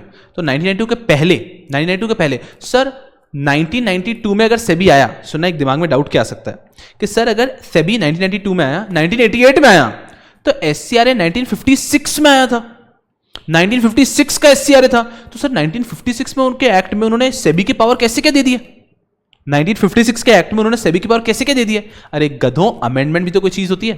तो जब एससीआरए एक्ट 1956 बना था तब उसमें सेबी की पावर नहीं थे, लेकिन जब सेबी एक्ट आ गया 1992 में तो उसके बाद में एससीआरए ने अमेंड किया खुद को और उसके अंदर भी एससीआरए के अंदर भी सेबी के पावर्स को ऐड किया गया। ठीक है, तो आपको बस मैं पहले ओवरव्यू दे देता हूं ताकि फिर पढ़ने में आपको, कभी कभी क्या होता है कुछ टॉपिक्स आप पढ़ते तो आपको लगता है ना कि पता ही नहीं चल रहा है कहां चल रहा है, बस टॉपिक चल रहा है, तो वैसा फील नहीं आएगा। We are taking an overview of the topic. चलो, parts and functions of SEBI, functions of SEBI, parts of SEBI under SEBI act and parts of SEBI under SCRA. चलो, सबसे पहले what are the functions SEBI, एकदम लाइटर नोट पे पढ़ रहे हैं, एकदम लाइटर नोट पे, कोई लोड नहीं लेने का, एक सिंपल है, डिटेल में नोट्स में हम रीड करने ही वाला है। ठीक है, what are the parts of SEBI? सबसे पहली पावर क्या है? Regulating the business. के सेबी का एक पावर क्या है भाई साहब? ये पूरा जो सिक्योरिटीज मार्केट का बिजनेस है ना, share market, securities exchange, stock exchange चल रहा है, इन सबको रेगुलेट करना एक ऑब्जेक्टिव भी तो है सेबी का। तो ठीक है, regulating the business. Next is registering and regulating the intermediary. मुझे एक बात बताओ, आप बच्चे अगर कल को सोचते हैं that you want to become broker, आप ब्रोकर बनना चाहते हैं, ब्रोकर मतलब कौन सा? सेबी का। अरे सुनो, शेयर मार्केट का ब्रोकर बनने का कोई मतलब हलवे वाली बात मत समझना, मैं आपको क्या कह रहा हूं, भले ही कोई और पैसे कमाता हो नहीं कमाता हो, ब्रोकर हमेशा पैसे कमा रहा है, ब्रोकर हमेशा पैसे कमा रहा है। ठीक है, तो एक चीज का नाम broker, becoming a broker is insane, जैसे कि मोतीलाल ओसवाल कह दो, एंजल ब्रोकिंग कह दो, एचडीएफसी सिक्योरिटीज कह दो, ये सब ब्रोकर्स हैं। आप चाहते हो कि आप ब्रोकर बनना चाहते हो, तो क्या ऐसा चलेगा कि हाँ चलो आपने डिसाइड कर लिया ब्रोकर, तो बन जाओ, शुरू कर दो, घर के बाहर एक दुकान ले लो, उस दुकान को खोल देना, बाहर लिख दो ब्रोकर, चलेगा क्या? जी नहीं, you have to be registered as a broker with SEBI, और वहां पे सेबी बहुत सारे रिक्वायरमेंट रखता है कि आपका नेटवर्थ कम से कम 5 करोड़ होना चाहिए, ऐसे रेस्ट्रिक्शन लगा रहता है, तो हर कोई व्यक्ति ब्रोकर बन नहीं पाता। तो समझना मेरी बात को अच्छे से, तो सेबी का एक और रोल क्या है? Registering and regulating the intermediaries, कि जो भी व्यक्ति इंटरमीडियरी बनना चाहता हो, आपने अंडरराइटर पढ़ा होगा ना, आपके बचपन में अंडरराइटर पढ़ा होगा आपने, तो अगर कोई भी व्यक्ति उठ के कहना चाहता है मैं अंडरराइटर हूं, तो क्या वो अंडरराइटर बन जाएगा क्या? जी नहीं, अंडरराइटर के बनने के लिए you have to be registered with SEBI. तो ऐसा कोई भी बिजनेस बनना चाहते हो आप, कोई क्रेडिट रेटिंग एजेंसी के बारे में आपने सुना होगा, क्रिसिल केयर अगर आपने सुना होगा, तो अगर कोई व्यक्ति आज मैं चालू कर दूं शुभम शुक्लेचा क्रेडिट रेटिंग एजेंसी, तो आगे कंपनीज में उनकी क्रेडिट रेटिंग दूंगा, चलेगा क्या? नहीं चलेगा। क्यों नहीं चलेगा? Because credit rating agencies also have to be registered with SEBI. तो कोई भी इंटरमीडियरी अगर आप बनना चाहते हैं तो you have to be registered with SEBI. SEBI का एक और फंक्शन क्या है? Registering and regulating the intermediary. Sir क्या हमें ये सब याद करना है? Of course not. तो सीए फाइनल लेवल पे कभी ऐसे क्वेश्चंस तो नहीं पूछे जाएंगे कि बताओ what are the functions of SEBI, तो इस प्रकार के क्वेश्चंस की अपेक्षाएं नहीं है, तो मैं आपको दिखा रहा हूं, एक बार अच्छे से देख लो। Next, promoting and regulating SRO. Now what are SROs? Self regulatory organizations. Self regulatory organizations क्या होती है समझना एक बार अच्छे से, इसका मतलब बेसिक एग्जांपल दे रहा हूं। आप जिस भी सिटी में होंगे, if at all your parents are involved in some business, your dad, your mom, your brother, your sister, अगर कोई बिजनेस में इन्वॉल्व है तो जनरली कैसा होता है, फॉर एग्जाम्पल छोटा एग्जाम्पल, किराने की दुकान है, आपकी किराने की दुकान है, आपके कपड़े का बिजनेस है, तो आपका जहां पे शॉप है किराने का, वहां पे आसपास बहुत सारे किराने का शॉप हो सकता है, आपका जहां कपड़े का बिजनेस, बहुत सारे कपड़े का बिजनेस हो सकता है, आपका स्टील का बिजनेस है, बहुत सारा स्टील का बिजनेस हो सकता है, तो सब लोग मिलकर एक एसोसिएशन बना लेते हैं। देखा होगा आपने अपने होम टाउन में एक एसोसिएशन बन गया है, वो एसोसिएशन मिलकर रूल्स रखता है कि ये रूल है जो सबके ऊपर अप्लाई करेंगे, ठीक है। तो उसका पर्पस क्या है उस एसोसिएशन का? उस एसोसिएशन का पर्पस है कि वैसे तो गवर्नमेंट है हम पे रूल बनाने के लिए, लेकिन हम खुद एक एसोसिएशन बना लेते हैं जो कि अपना अपना रूल बनाएंगे ताकि हम सब लोग पीसफुली काम कर सकें। ऐसे एसोसिएशंस को on a bigger level you can understand, उस चीज को समझो, they are known as self regulatory organisations, ठीक है। तो वैसे तो गवर्नमेंट है, सेबी है ना, अथॉरिटी है ध्यान रखने के लिए, बट इंडिया में बहुत सारी ऑर्गेनाइजेशंस क्या करती है, खुद का सेल्फ रेगुलेटरी ऑर्गेनाइजेशन बना देती है। उसका इंडिया में best example is association of mutual funds in India. तो जो म्यूचुअल फंड्स वाले हैं उन सबका एक एसोसिएशन है, आपने AMFI करके, आप जनरली ये बहुत सारे टीवी एड्स आते हैं ना म्यूचुअल फंड के, बहुत सारे टीवी एड्स AMFI निकालता है, आप उसको उसके नीचे एंड में लिखा दिखेगा आपको AMFI, association of mutual funds of India. तो ये एसोसिएशन क्यों बनाया? ताकि सेबी तो म्यूचुअल फंड्स का ध्यान रख ही रहा है, सेबी इज इंश्योरिंग कि कोई म्यूचुअल फंड वाला जो है ना वो इंडिविजुअल्स को बेवकूफ ना बनाए, लोगों का पैसा लेके ना भाग जाए, SEBI is ensuring that. But mutual funds आपस में एक SRO बना लेते हैं, सेल्फ रेगुलेटरी ऑर्गेनाइजेशन, जिससे कि हम सब भी हमारा ध्यान रख सकते हैं सेल्फ डेवलपमेंट के लिए। That is the best example of SRO। So promoting and regulating SROs के जो SROs बन गए उसको थोड़ा रेगुलेट भी कर लेते हैं, और सेबी का SRO को एक पूरा रेगुलेशन है, okay. Next what? Prohibiting fraudulent and unfair trade practices, कि कोई भी फ्रॉडुलेंट या अनफेयर ट्रेड प्रैक्टिस ना हो, कोई भी नया मिस्टर राजू ना बने, राजू सत्यम। नेक्स्ट, प्रमोटिंग इन्वेस्टर एजुकेशन, तो सेबी का एक और गोल होता है, फंक्शन होता है, that we need to promote investor education. Next is prohibiting insider trading and regulating takeovers. Insider trading मुझे आपको बताने की कोई आवश्यकता नहीं है शायद। इनसाइडर ट्रेडिंग अभी बहुत रिसेंटली हमारे फ्यूचर रिटेल के शेयर्स में इनसाइडर ट्रेडिंग का केस हुआ था। अशोक बियानी साहब, if I am not wrong, Kishore Biyani साहब और उनके भाई, ये दोनों इन्वॉल्व हुए थे बिग बाजार फ्यूचर रिटेल उसके अंदर, तो उसके ऊपर इनसाइडर ट्रेडिंग का केस हुआ था। उसके बाद में आपको एक और पॉपुलर केस बताऊं इनसाइडर ट्रेडिंग का, तो ये मिस्टर एंड मिसेस रॉय जो ये टीवी चैनल वाले हैं, ये भी इनसाइडर ट्रेडिंग के केस के अंदर गए थे। तो ऐसे बहुत कॉमन सी बात है। बीच में इंडिया बुल्स के ऊपर इनसाइडर ट्रेडिंग का केस हुआ था। तो इनसाइडर ट्रेडिंग का मतलब क्या होता है, ये एक आइडिया आपको ऑलरेडी है कि कंपनी के अंदर का कोई व्यक्ति को अंदर की कोई इंफॉर्मेशन होती है, इसके बिना पे वो कुछ ट्रेड कर लेता है और प्रॉफिट बना लेता है, that is known as insider trading. तो इसको भी रोकना बहुत जरूरी है। क्यों जरूरी है? मैंने कल एक बात बोली थी, in share market 1 person's profit is someone's loss. 1 person's profit is someone's loss. तो कोई व्यक्ति अगर ऐसी एक इंफॉर्मेशन जो बाकियों के पास नहीं है और उसके पास है, इसके बेस पे प्रॉफिट बना रहा है, तो बाकियों के साथ तो गलत हो रहा है ना। क्लियर है? Next is regulating takeovers. India में हॉस्टाइल टेकओवर्स अलाउड ही नहीं है। हॉस्टाइल टेकओवर्स समझते होंगे आप लोग कि एक कंपनी है, उसके शेयर्स पब्लिक में अवेलेबल है, किसी ने उसके सारे शेयर्स, शायद मतलब 50%, 55%, 30%, 40% शेयर्स खरीद लिए और जब्त करके टेक ओवर कर लिया। भाई साहब ये अलाउड नहीं है। इंडिया में टेक ओवर करने के लिए आपको पूरा पब्लिक अनाउंसमेंट देना होता है, पूरा प्रोसीजर उसका, टेक ओवर कोड 2011, बट वो आपके सिलेबस में नहीं है, बहुत अच्छी बात है, लेकिन हाँ वो भी सेबी का काम है। सेबी टेक ओवर कोड बना रखा है कि हर कोई व्यक्ति हॉस्टाइल टेक ओवर नहीं कर सकता। आपको समझ में आ रहा है क्या कह रहा हूं? आज मान लो, एक्चुअली लॉ है, आज मान लीजिए रिलायंस के तकरीबन 50% शेयर्स तो अंबानी के पास है, अंबानी इसके पास है, एंड 50% शेयर्स मार्केट में सर्कुलेट हो रहे हैं, पब्लिक के पास है।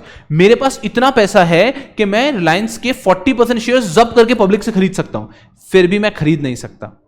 There is a limit of 25% कि मैं अगर 24% तक तो अलाउड है, 25% के शेयर्स टच करूंगा then I will have to give an open offer, फिर पब्लिक के शेयर्स खरीदने पड़ेंगे, एक्सेट्रा पूरा प्रोसीजर है। तो कहने का तात्पर्य ये है, ये सब आपके सिलेबस में तो नहीं है, लेकिन ऐसा लिखा है सिंपल दैट सेबी का एक मेजर है, सेबी का एक फंक्शन है टू रेगुलेट टेक ओवर्स, के टेक ओवर्स भी लॉ के अकॉर्डिंग हो। नेक्स्ट इज सेबी का एक और फंक्शन है to for conducting inquiries, investigation, audit, calling for information whenever required. कि सेबी किसी भी स्टॉक एक्सचेंज को, किसी भी ब्रोकर को, किसी भी अंडरराइटर को कह सकता है चलो आओ सारा इंफॉर्मेशन दो, आपका ऑडिट होगा, आपके ऊपर इन्वेस्टिगेशन होगा। तो SEBI has this power as well. Next is SEBI has a function of furnishing information to authorities whenever required. मान लो आरबीआई सेबी से कुछ मांगता है तो सेबी एज अ ड्यूटी के सेबी आरबीआई को देगा। सेंट्रल गवर्नमेंट सेबी से कुछ मांगता है तो सेबी का फंक्शन है कि सेबी उनको रिपोर्ट करेगा। तो अथॉरिटीज को रिपोर्ट करना भी सेबी का एक फंक्शन है। Next is levying fees and charges. आज अगर आप ब्रोकर हैं तो आपको फीस देनी पड़ती है, अगर आप स्टॉक एक्सचेंज उनको फीस देनी पड़ती है, कंपनीज को फीस देनी पड़ती है। तो अगर आप शेयर मार्केट में काम कर रहे हैं तो उसके ऊपर फीस इन्वॉल्व होती है, वो फीस भी आपको देनी होती है। तो वो भी सेबी के पास फंक्शन है to levy that fees. Next is conducting research, कि ये सब कुछ करने के लिए, किसी पे कोई एक्शन लेने के लिए, किसी से फीस लेवी करने के लिए सेबी को जो रिसर्च करना पड़ेगा, this is one of the function of SEBI. Super easy. Next चाहते हैं हम लोग, हमारा फोकस शिफ्ट होता है फंक्शंस ऑफ सेबी से पावर्स ऑफ सेबी। मैं जैसे कह रहा था, जो मेरा कल का लेक्चर था वो पूरा आपको कंठस्थ होना चाहिए, जो मैंने चार्ट में बनाया सब अच्छे से याद होना चाहिए। यहां पे आपको ये सब याद होने की अपेक्षा नहीं है, ये जो सब कुछ लिखा रहा है ये आपको सिर्फ एक आइडिया होना चाहिए इस तरह से, जिससे कि आप सेबी को और बेहतरीन तरीके से समझ पाए। ठीक है, towards the end I will be showing you past year questions as well, तो you will get a way better idea. Okay इस प्रकार के क्वेश्चन है, मतलब ऐसे इतने ईजी क्वेश्चन आते हैं, मतलब too easy. Next is powers of SEBI under SEBI act 1992। कि सेबी एक्ट 1992 के अंदर सेबी के क्या पावर्स हैं? पहला पावर है power to inspect books and documents. SEBI चाहे उसके बुक्स एंड डॉक्यूमेंट्स को इंस्पेक्ट कर सकता है, किसी भी इंटरमीडिएट के, किसी भी लिस्टेड कंपनी के, स्टॉक एक्सचेंज के, सेबी उनके बुक्स एंड डॉक्यूमेंट्स को इंस्पेक्ट कर सकता है। ओके, ये पावर तो सेबी के पास होनी चाहिए थी। Next is powers while trying a suit. कि सेबी के पास कोई केस आ गया है, मैंने आपको बताया ना सेबी के पास में एडजुडिकेटिंग पावर भी है, तीन चीजें बोला था। सेबी के पास लेजिस्लेटिव पावर है, सेबी के पास में एडमिनिस्ट्रेटिव पावर है, और सेबी के पास में एडजुडिकेटिंग पावर भी है। तो कोई सूट सेबी के सामने आ गया तो उसके लिए सेबी ने कुछ पावर्स लिए हैं, लाइक अ सिविल कोड। आप लोगों के आई थिंक आपके सिलेबस में नहीं होगा, हो सकता है नहीं, I am not too sure. Inter level पे CPC, civil procedure code, I don't think so आपके सिलेबस में कहीं पे भी सीपीसी है, राइट? लॉ के अंदर अलाइड में भी सीपीसी तो नहीं है। तो सिविल प्रोसीजर कोड इंडिया का एक लॉ है जिससे कि सिविल कोर्ट्स को पावर मिलती है। आपके होम टाउन में जो आपको दिखता है ना डिस्ट्रिक्ट कोर्ट, उन सिविल कोर्ट्स को जहां से पावर मिलती है दैट इज सीपीसी। सेबी ने अपने एक्ट में 1992 में लिखा है that SEBI has certain powers like a civil court. तो मैं पढ़ाऊंगा यहां पे वो भी कि SEBI has certain powers like a civil court. Civil के कोर्ट का जैसी पावर्स होती है वैसी पावर सेबी के पास भी है। And SEBI is power to pass the following orders. तो सेबी इनमें से कोई ऑर्डर पास कर सकता है कब? देखो कैसा होता है, आप समझना 3 पॉइंट है यहाँ पे। पहला पॉइंट क्या है, SEBI as a part to inspect books and accounts, books documents को इंस्पेक्ट कर सकता है। इंस्पेक्ट किया उसको लगा और यहाँ तो इंस्पेक्शन करना पड़ेगा, इन्वेस्टिगेशन करना पड़ेगा। सेबी ने इन्वेस्टिगेशन किया, इन्वेस्टिगेशन के दौरान सेबी ने मान लो इंस्पेक्ट किया, फिर लगा इन्वेस्टिगेशन करना पड़ेगा। इन्वेस्टिगेशन के दौरान उसको लगा कि यार यहां पे तो बहुत कुछ गलत चल रहा है, तो इंक्वायरी इन्वेस्टिगेशन के बाद क्या क्या सेबी जनरली ऑर्डर्स पास करता है, सस्पेंड द ट्रेडिंग, सेबी उनकी ट्रेडिंग सस्पेंड कर देता है। बहुत कॉमन चीज है, किसी भी कंपनी के अंदर बहुत ज्यादा कुछ इललिजिट चल रहा होता है, सेबी उसकी ट्रेडिंग ही सस्पेंड कर देता है, that you can not trade for these many days. Next, SEBI can restrain the person from assessing securities market, जैसे कि मिस्टर राजू इतना बड़ा फ्रॉड किया, हर्षद मेहता इतना बड़ा फ्रॉड किया, तो उन पे ऑर्डर पास कर दिया जाता है कि अगले 5 साल तक, 10 साल तक, 20 साल तक आप सिक्योरिटीज मार्केट को एक्सेस नहीं कर सकते, या फिर परमानेंटली आप सिक्योरिटीज मार्केट को एक्सेस नहीं कर सकते। Next, suspend any office bearers, SEBI के अंदर कोई काम कर रहा है व्यक्ति, ऑफिसर है, उसको निकाल भी सकता है। इंपाउंड एंड रिटेन प्रोसीड्स और सिक्योरिटीज पेंडिंग इन्वेस्टिगेशन, कभी भी किसी कंपनी पे इन्वेस्टिगेशन चल रही है तो उनकी सिक्योरिटीज को इंपाउंड कर सकता है, उनके मनी को इंपाउंड मतलब जमा करके रख सकता है, फॉरफीट कर लेगा जब तक केस चल रहा है। अटैच बैंक अकाउंट और property for not exceeding 90 days, अगर कभी भी लगता है तो टेम्पररी उनके बैंक अकाउंट प्रॉपर्टीज को अटैच कर सकता है। Harshad Mehta best example. Not to dispose और एलिनेट एनी असेट, ये क्या है, SEBI can pass any order कि भैया जी आप पे जब तक केस चल रहा है यू कैन नॉट, मान लीजिए मिस्टर राजू पे, सत्यम के केस में उन पे केस चल रहा है, उस बीच वो क्या कर रहे हैं, अपनी सारी प्रॉपर्टी को बेच रहे हैं फटाफट से। उन्होंने अगर अपनी प्रॉपर्टीज बेच दी सारी, तो सुनना, कल को अगर कोर्ट ने कह भी दिया दैट मिस्टर राजू की गलती थी, मिस्टर राजू पैसे दो, मिस्टर राजू क्या बोलेंगे, पैसे तो है ही नहीं, जाओ मेरी प्रॉपर्टी अटैच कर दो, सारी प्रॉपर्टी बेच दी। तो सेबी चाहे तो ऐसा ऑर्डर पास कर सकता है दैट जब तक आप पे केस चल रहा है, pending investigation, you can not sell dispose of any property. इस प्रकार का ऑर्डर सेबी पास कर सकता है। आई गेस वेरी अंडरस्टैंडेबल है ये भी, ठीक है ना। Next is power of SEBI under SCRA, power of SEBI under SCRA. SCRA के अंडर सेबी को क्या पावर दी गई है, बेसिक पावर से देखो, पहला power to call for periodical return और डायरेक्ट इंक्वायरीज, उसके डिटेल 4 पॉइंट को छोड़ दो अभी, सिंपल क्या पॉइंट है, पहला ये प्रोसीजरल पावर है कि सेबी के पावर है कि सेबी किसी भी स्टॉक एक्सचेंज को ऑर्डर कर सकता है। एससीआरए मोस्टली बात करता है स्टॉक एक्सचेंज की, मैंने आपको बताया था, तो दिमाग में एक ये थोड़ा सा मतलब आप समझिए आपके सिलेबस में क्या कर रखा है, मैं आपको सिलेबस आपका बहुत इतना सा है, सेबी एक्ट का बहुत छोटा सिलेबस है, कोई ज्यादा नहीं है, लेकिन उसको अगर आप डेप्थ में पढ़ रहे हो ना तो आपको एक पूरा हेवी आइडिया होना चाहिए। तो SCRA mainly deals with stock exchanges, ये मैंने आपको बताया कि लोग मन से अपना स्टॉक एक्सचेंज का बिजनेस कर रहे थे। एससीआरए 1956 आया और उसने स्टॉक एक्सचेंज के बिजनेस को रेगुलेट किया, तो उसके सारे पावर्स भी सेबी को दिए relating to stock exchange only. देखना आप दिखेंगे आपको, पहला पावर क्या है, power to call for periodical return और direct inquiries to home, stock exchange, कि स्टॉक एक्सचेंज से पीरियोडिकल रिटर्न मांग सकता है कि बताओ आपके यहाँ पे कौन कौन सी सिक्योरिटीज लिस्टेड है, कौन कौन से नए शेयर्स लिस्टेड हुए, एक्सेट्रा एक्सेट्रा। सो यहां पर SEBI has a power to call for periodical returns और direct inquiries to stock exchange.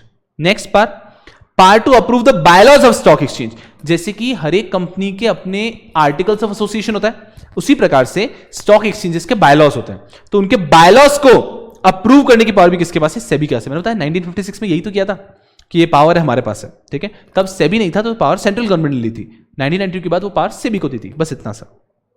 Next, power of SEBI to make और amend bylaws of recognised stock exchange. सुनना, second power क्या थी, आपको समझ में आ रहा है इन्होंने 1956 में कैसे स्टॉक एक्सचेंजेस को एकदम कमजोर कर दिया।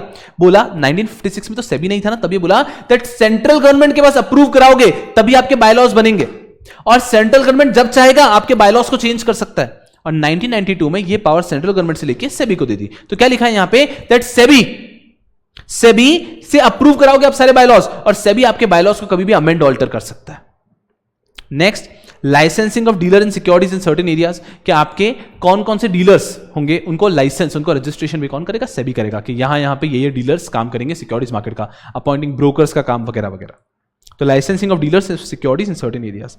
Next, public issue and listing of securities, कोई भी कंपनी है, वो कंपनी पब्लिक इश्यू करना चाहती है तो उसके ऊपर भी रूल क्या रेगुलेट करेगा, सेबी, सेबी का अप्रूवल लगेगा। आज की तारीख में कोई भी कंपनी अगर पब्लिक इश्यू करना चाहती है, आप कोई भी जितने एग्जांपल मैंने लिए ना, आप जाओ मनी कंट्रोल पे अपकमिंग आईपीओस देखो, तो जो भी कंपनी पब्लिक इश्यू करना चाहती है उसको सेबी का अप्रूवल मैंडेटरी है। Next is power to delegate, तो यहां पे एक पावर आती है कि उनका काम डेलीगेट किया जा सकता है, पढ़ेंगे हम लोग डिटेल में। ये सारी पावर्स हैं, बस बैठ जाता हूं मैं 2 मिनट। चलिए आ रहा हूं, तो जैसे कि मैंने कहा कि ये सारी है पावर्स, तो अब जो हमारा चैप्टर का नेक्स्ट पार्ट है उसमें पावर्स पे चलता है, ठीक है, और ये एग्जामिनर का एक नॉन फेवरेट पार्ट है, आगे फास्ट फॉरवर्ड मत कर देना, एग्जामिनर का नॉन फेवरेट पार्ट है, लेकिन एक तरीके से पढ़ो. देखो, it's not just about clearing reading a topic from exam point of view. Tomorrow there might be certain people out of you who want to make their career in investment banking. बिल्कुल, मैं आपको कह रहा हूं, you never know ये कब काम आएगा आपके, यू नेवर नो. तो ये सारी चीज हम तो बहुत क्रिस्प तरीके से भी पढ़ रहे हैं. SEBI, securities market, share market, derivatives, ये सब डेप्थ में आता है आपके फ्यूचर में. तो ये कहीं ना कहीं करियर में आने वाला है. तो एक बार इसको अच्छे से समझ लो यहाँ पे, ताकि लाइफ में कहीं ना कहीं बेहतरीन तरीके से काम आएगा. ठीक है,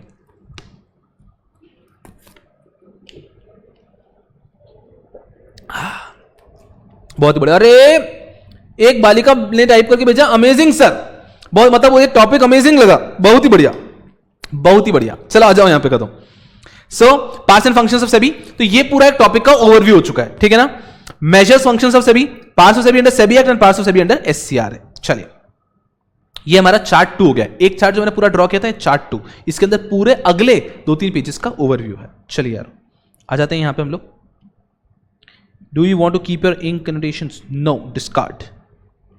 चलो, अब यहां से आपके नोट्स के अंदर आता है power and functions of SEBI. तो बिल्कुल हम लोग डिस्कस करेंगे power and functions of SEBI, लेकिन उसके पहले I want you people to pen down this chart जो हमने ड्रॉ किया. तो सुना मेरी बात को, आप लोग अपने नोट्स में आपको ये पूरा चार्ट भी पेन डाउन करना है, ये पूरा चार्ट भी आपको पेन डाउन करना है, लेकिन ये पूरा चार्ट मैं आपको बाद में पेन डाउन कराता हूं. ठीक है, तो ये चार्ट के लिए जगह छोड़नी है आपने. आप अगर नोट्स में लिख रहे हैं तो इसके लिए आप क्या 1 पेज में अगर आप लगता है मैनेज कर लोगे तो ठीक है, नहीं तो 2 पेजेस इसके लिए छोड़ दो. And then you pen down this chart first. ये चार्ट फुल स्पीड में पेन डाउन करेंगे आप लोग, एंड उसके बाद में मैं आगे बढ़ता हूं. ठीक है यार, फुल स्क्रीन कर देता हूं मैं. फुल स्पीड में चार्ट पेन डाउन करना. This is the overview of what we are going to study next, and then we are going to start from the notes. Full speed में pen down करोगे क्या यार? करोगे क्या यार? Yes people, full speed में. You have 5 minutes. जी जान से पेन डाउन कर लो, and then we are going to go ahead. इन सब चीजों को फंक्शंस में एक फंक्शंस पढ़ेंगे, पावर्स में एक पावर्स पढ़ेंगे. बड़ा मजा आएगा आगे. चलिए, फुल स्पीड में पेन डाउन कर लो इसको. इज इट लेजिबल है ना यारो? पेन डाउन कर पाओगे राइट? चलो पेन डाउन कर दो फुल स्पीड में. यप, आई डोंट थिंक मैं इसको फुल स्क्रीन कर पाऊंगा. Yep, pen it down. I hope it is legible. Pen down full speed में. आपके पास एक नोटबुक पेन होगा, मैंने आपको कहा 2 पेजेस छोड़ देना चार्ट 1 के. This is chart 2. एंड मैं पूरी हेडिंग लिखाता हूं, सेक्शन सब कुछ एंड में कराऊंगा. मतलब जिस दिन मैं बोलूंगा ना कि चैप्टर क्लोज हो गया है, तब भाई साहब बोलना कि तब एक चीज को टिप टॉप करके क्लोज करते हैं. अभी मेरा एक फ्लो है, उस फ्लो में मैं आगे बढ़ना चाहूंगा. Pen it down in full speed. Yes people, कहीं कोई सवाल है तो पूछ सकते हैं, बट आई गेस कुछ डाउट की ज्यादा संभावना नहीं है. चलिए, वंडरफुल.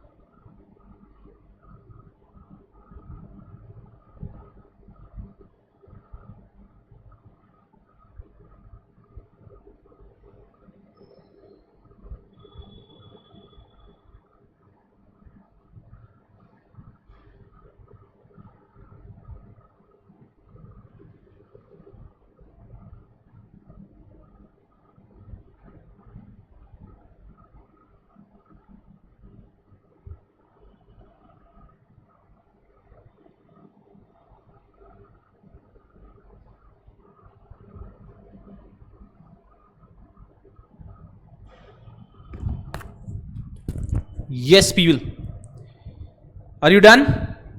जैसे यार आप लोग डन होंगे एक बार बताइएगा डन, ओके? और जी बहुत मजा आएगा। ना ना ना ना ना ना ना ना, यस पीपल।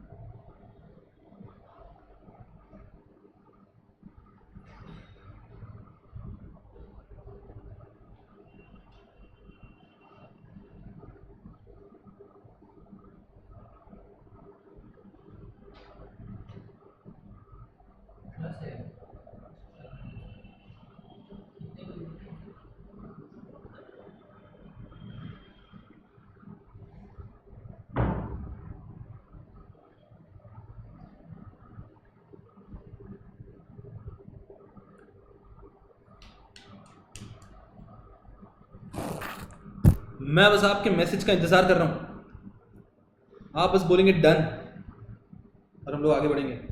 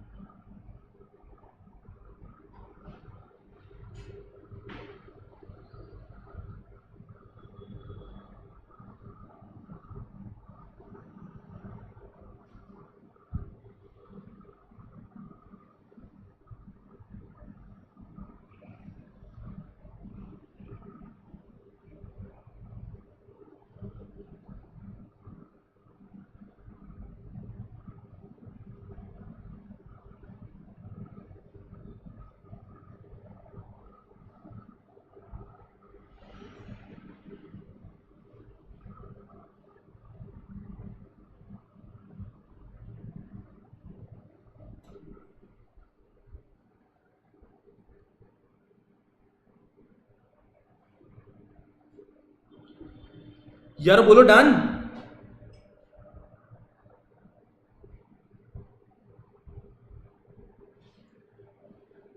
आगे बढ़ेंगे यार।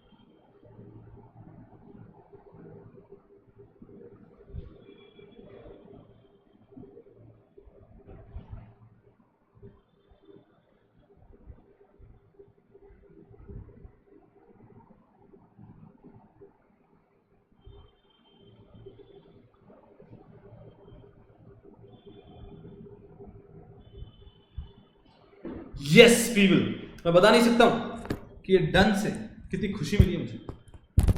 चलिए यार शुरू करते हैं।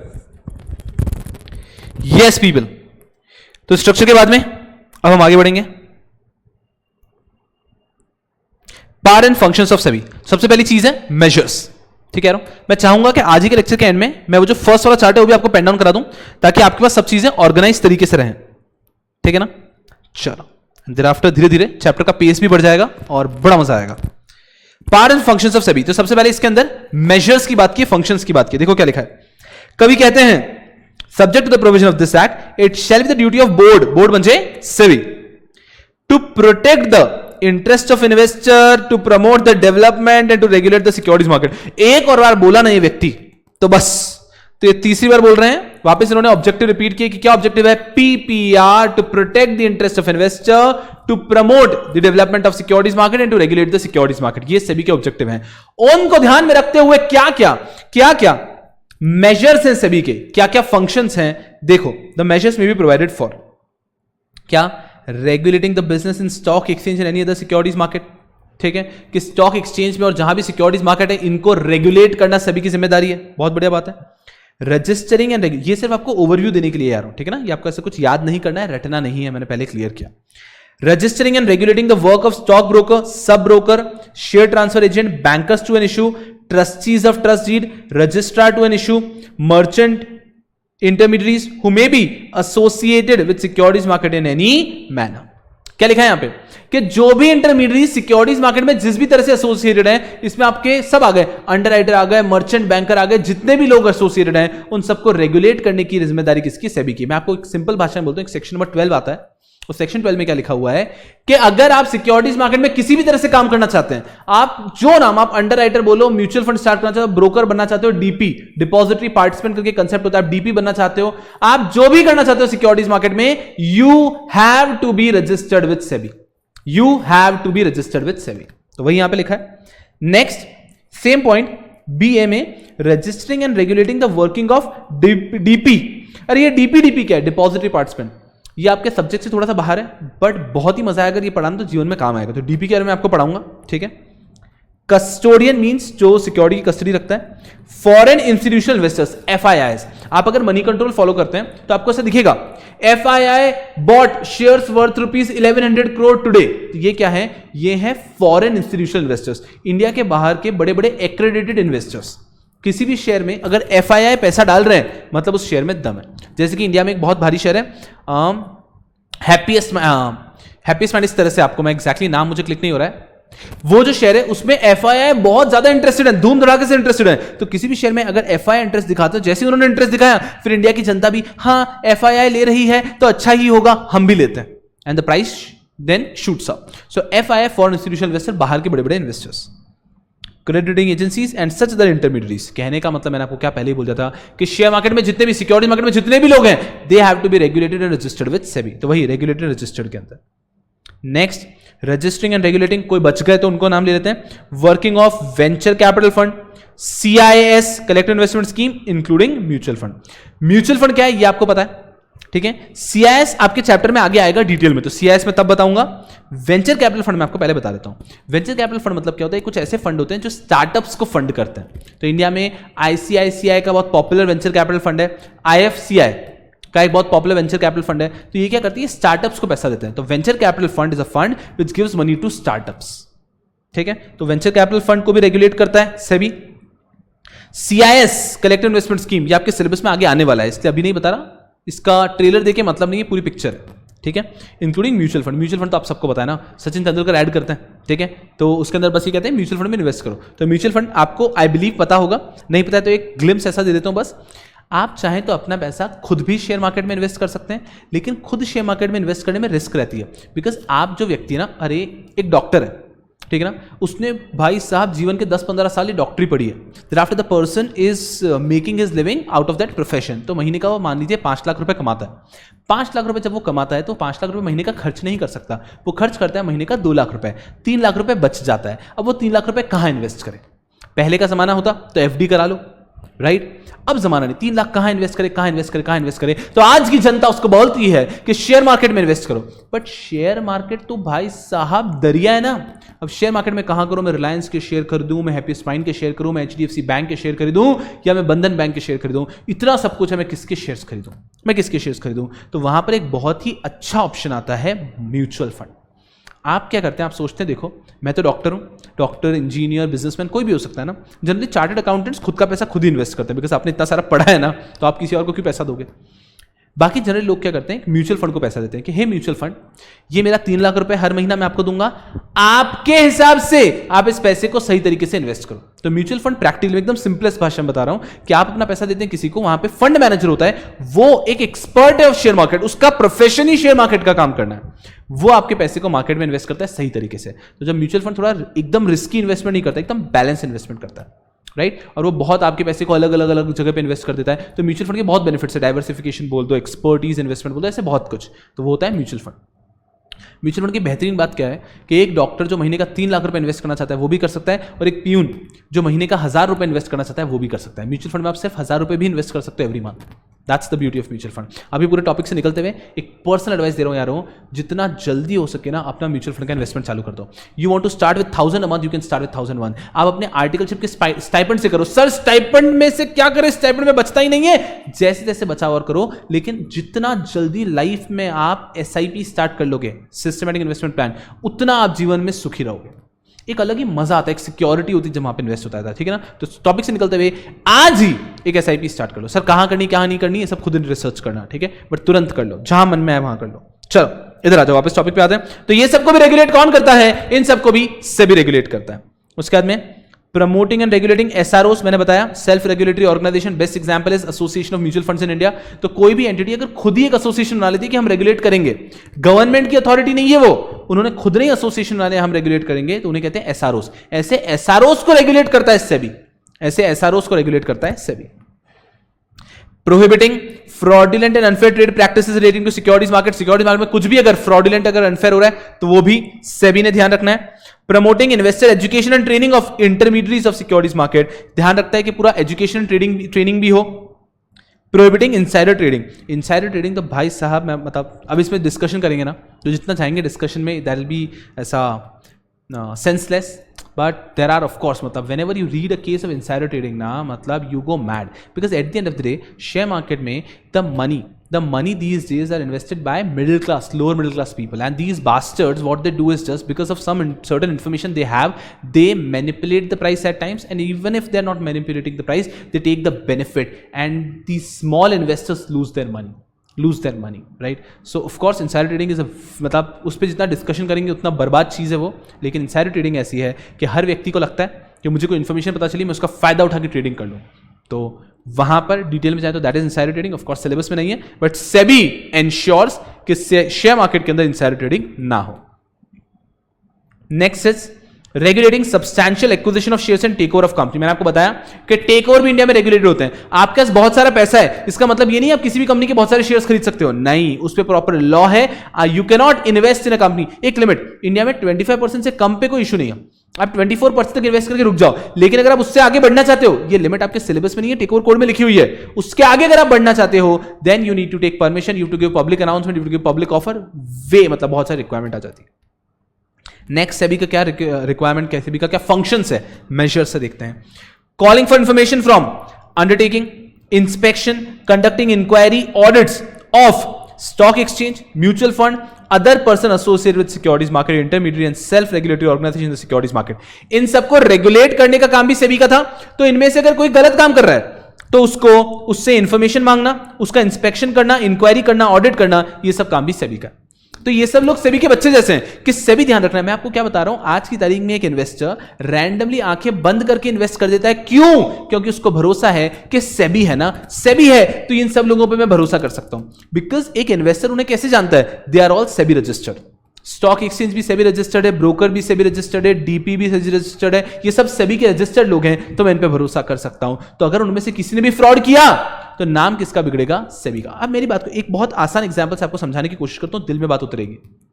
हाँ बच्चे, कभी मोबाइल में इंस्टाग्राम यूज करते हो, इससे स्क्रॉल करते हो, वहां पे ऐसा ऐड दिखता है, ये बैग ले ले, बहुत अच्छा बैग है, और क्या बैग, इतना बड़ा बैग है, इतना अच्छा बैग है, ले लो ना। आप थोड़ा और स्क्रॉल करते हो, ये वैक्यूम क्लीनर बहुत बड़ा वैक्यूम क्लीनर है, ये ले लो ना। फिर आप स्क्रॉल करते हो, ये एप्पल वॉच है 1999 में, अरे एप्पल वॉच है, ले लेना। नीचे आओगे, ये रेडो की वॉच है, ले लेना। ऐसे आपको अतरंगी ऐड इंस्टाग्राम पे दिखते हैं या फिर कहीं भी दिखते हैं, आप ले लेते हो क्या वहां से? अब वहां से रैंडमली, अरे 2000 में एप्पल वॉच पाइजे मंजे पाइजे चाहिए, मतलब चाहिए, ले लेते हो क्या? आप नहीं लेते हो। सुना मेरी बात को ध्यान से। बट वही चीज जब अमेजन में 40,000 की मिल रही है, आप ले लेते हो यार, आप अमेजन पे ले लेते हो। How come you are able, you trust, you are making that purchase from Amazon. Amazon, एक बालिका ने बताया कि स्टाइपेंड की एसआईपी चालू कर रखा है। अरे बहुत ही बढ़िया, पूरे स्टाइपेंड की एसआईपी करा दो, बहुत आगे जाओगे। ठीक है। So now my question here was कि how come you are buying the product from Amazon, कोई परेशानी के बिना, लेकिन आप वही प्रोडक्ट ऐसे रैंडम व्यक्ति से खरीदना नहीं चाहते? ऐसा क्यों? हाउ कम, वाई, ऐसा क्यों यार? अमेजन से ले लेते हो, लेकिन वहां से लेते। अरे बहुत बेस्ट एग्जांपल, अरे ये इंस्टाग्राम पे आते हैं ना बेचने के लिए, ये शर्ट ले लो, ये शर्ट बहुत अच्छा है, ये शर्ट यहां से ऐसा है, ये स्ट्रेचेबल है शर्ट, इस प्रकार की चीजें आती है आपको। ये कुर्ती ऐसे इंस्टाग्राम पे रैंडमली कोई बेच रहा है, आप वहां से नहीं लेते हो, वही आप मिंत्रा से ले लेते हो, अमेजन से ले लेते हो। Why so? बिकॉज आपको अमेजन पे, मिंत्रा पे भरोसा है कि यहां पे अगर कोई व्यक्ति अपना प्रोडक्ट बेच रहा है तो एक स्पेसिफाइड रेटिंग का होगा, वो प्रोडक्ट अच्छा होगा, और यहां पे ऐसा नहीं होगा कि पैसा ले लिया और धोखा कर दे दिया। ऐसा नहीं होगा अमेजन पे कि पैसा ले लिया और प्रोडक्ट आया नहीं, ऐसा कभी नहीं होगा। बिकॉज यार मुझे अमेजन पे भरोसा है कि अमेजन ने सोच समझ के सेलर को लिस्ट किया होगा। I hope you are able to understand. जब एक व्यक्ति स्टॉक एक्सचेंज पे कोई कंपनी के शेयर्स खरीदता है तो उसको सेबी पे भरोसा है, उसको स्टॉक एक्सचेंज पे भरोसा है कि सेबी ने सोच समझ के ही इस कंपनी को लिस्टिंग परमिशन दी होगी, तो मैं इस पे इन्वेस्ट कर सकता हूं। That is the faith in SEBI, and that is why SEBI has to ensure कि वहां पे कोई भी चोर ना आ जाए, and that is all of these rules. So calling for information and record from any person, including any bank or any other authority or board or corporation established or constitution by or under any central or state act, which in the opinion of board shall be relevant to any investigation or inquiry by board. कि अगर सभी को लगता है तो किसी भी authority, मतलब पहले तो बात की फर्स्ट पॉइंट में उन्होंने बोला कि किसी भी स्टॉक एक्सचेंज बोलो, ब्रोकर बोलो, किसी भी इंटरमीडियरी पे इन्वेस्टिगेशन कर सकता है, इंक्वायरी कर सकता है, ऑडिट कर सकता है। फिर बोला किसी अथॉरिटी छोड़ो, बैंक वगैरह से भी इंफॉर्मेशन मांग सकते हैं, कोई स्टेट कॉर्पोरेशन से भी इंफॉर्मेशन मांग सकते हैं। अरे यारों, याद है ना आपको Harshad Mehta scam, SBI, UTI, इन सब से भी इंफॉर्मेशन अगर मांगना चाहता है तो अगर तब सेबी होता तो वो उनसे इंफॉर्मेशन मांग सकता है। नेक्स्ट इज, आप समझ रहे हो ना कि ये सेबी एक्ट किस तरह से बनाया गया है? उन्होंने इस तरह से सेबी एक्ट बनाया कि जो जो प्रॉब्लम्स पहले फेस की थी वो सब प्रॉब्लम्स आगे फेस ना हो, ये सब ध्यान में रखते हुए सेबी बनाया। तो सेबी एक्ट में सेबी को सारे पावर्स दिए गए जो आइडियली होने चाहिए थे। चलो next is calling for information from or furnishing information to other authorities. ये भी सेबी की ड्यूटी है कि कोई अथॉरिटी ने इंफॉर्मेशन मांगी तो सेबी देगा, और सेबी भी अथॉरिटी से इंफॉर्मेशन मांग सकती है। तो SEBI can call information from authority, and if the authority has called information then SEBI will be submitting that information, whether in India और आउटसाइड इंडिया, भले इंडिया में और आउटसाइड इंडिया। फिर बहुत सारा कुछ है, having function similar to those of board, जैसे कि इंडिया में सेबी है, ऐसे ही बाहर यूएस में एसईसी है, तो वहां से कोई इंफॉर्मेशन एक्सचेंज हो रही है, कर सकता है SEBI. In the matter relating to the prevention और detention of violation in respect of securities law, subject to the provision of other laws for the timing in force in this regard, provided that the board for the purpose of furnishing information to any authority outside India may enter into an arrangement or agreement or understanding with such authority with the prior approval of central government. क्या कह रहे हैं? Last point में था कि SEBI India के बाहर भी किसी अथॉरिटी से इंफॉर्मेशन ला सकता है, उसको दे सकता है, लेकिन अगर इंडिया के बाहर किसी अथॉरिटी को इंफॉर्मेशन दे रहा है तो एक बार सेंट्रल गवर्नमेंट का अप्रूवल ले लेना। Very obvious point. Next, performing such function and exercising such power under the provision of SCRA. Syllabus से हटा दिया बट रेफरेंस बार बार आ रहा है कि एससीआरए में कोई पावर है तो वो भी कर सकता है, as may be delegated to it by central government, के सेंट्रल गवर्नमेंट ने एससीआरए में जो भी पावर सेबी को दी। अरे मेरी बात समझो, इसको सिर्फ पॉइंट की तरह मत समझो। अब आपको समझ में आ रहा है क्यों सेंट्रल गवर्नमेंट ने सेबी को पावर डेलीगेट की होगी। Are you able to relate it? That is the intention. हम इतनी मेहनत क्यों करें? अरे गधों, ये टॉपिक जो है ना मैं बहुत जल्दी भी पढ़ा सकता हूं, और हम इतनी मेहनत क्यों करें? क्योंकि you have to live this topic, तब आएगा मजा। एग्जाम तो आप क्लियर बन जाओगे, चार्टर्ड अकाउंटेंट आप बनने ही वाले हो। Just live this topic, understand very carefully, understand very carefully. जब एससीआरए बना तब सेबी था क्या? तब सेबी नहीं था। जब एससीआरए बना तब सेबी नहीं था। सो देन तब तो सारे पावर सेंट्रल गवर्नमेंट के पास थे ना, तब सेबी था नहीं, तो एससीआर ने सारे अथॉरिटेटिव पावर्स सेंट्रल गवर्नमेंट को दिए। फिर जब 1992 में सेबी बना तब सेंट्रल गवर्नमेंट ने वो सारे पावर्स डेलीगेट किए सेबी को। तो उसके बारे में बात हो रही है कि सेंट्रल गवर्नमेंट ने अगर कोई भी पावर सेबी को डेलीगेट किया होगा which was given to them under SCRA, तो वो भी सेबी को फंक्शन करना है। तो जो फंक्शन सेंट्रल गवर्नमेंट का था उसने अगर डेलीगेट किया होगा तो वो भी सेबी को करना होगा। वाह। देन लेविंग फीस और the charges for carrying out the purpose of this section, कि कोई भी अगर फीस लेवी करना है, चार्ज लेवी करना है, तो वो भी काम सेबी करेगा। Conducting research for the above purposes, इन सब चीजों के लिए सेबी को अगर कोई भी रिसर्च भी करनी है वो भी सेबी करेगा। And last point, calling from or furnish to any such agency as may be specified by board such information as may be considered necessary by it for the efficient discharge of its function। कैसा होता है यारों कि मान लीजिए कोई भी specific purpose के लिए बोर्ड सेबी चाहे तो एजेंसी बना देता है कि ये एजेंसी हमने क्रिएट की, आप ये काम करोगे। तो अगर सेबी ने कोई एजेंसी क्रिएट की किसी पर्टिकुलर काम के लिए तो सेबी उनको भी फर्निश कर सकता है इन्फॉर्मेशन, या फिर उनसे भी इन्फॉर्मेशन मांग सकता है। तो कोई एजेंसी भी क्रिएट की तो उनसे भी इन्फॉर्मेशन मांग सकता है। तो ये पॉइंट है ना, calling from a furnishing information, agency हो गया, अथॉरिटी हो गया, ये सारे पॉइंट है। और यहाँ पे खत्म होता है performing such the functions as may be prescribe. जो सबसे पहला टॉपिक चल रहा था यारो हमारा, यहाँ पे थे हम लोग, measures of SEBI, functions of SEBI, ये पढ़ा है हमने बस कि these are all the functions of SEBI.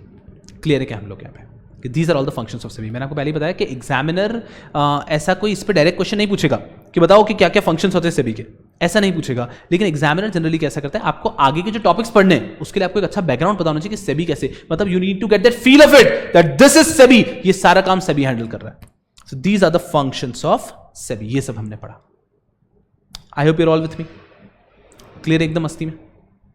चलिए ठीक है। इसके बाद में आता है powers of SEBI under SEBI act and powers of SEBI under SCRA act. ठीक है, मेरी बहुत तहे दिल से इच्छा थी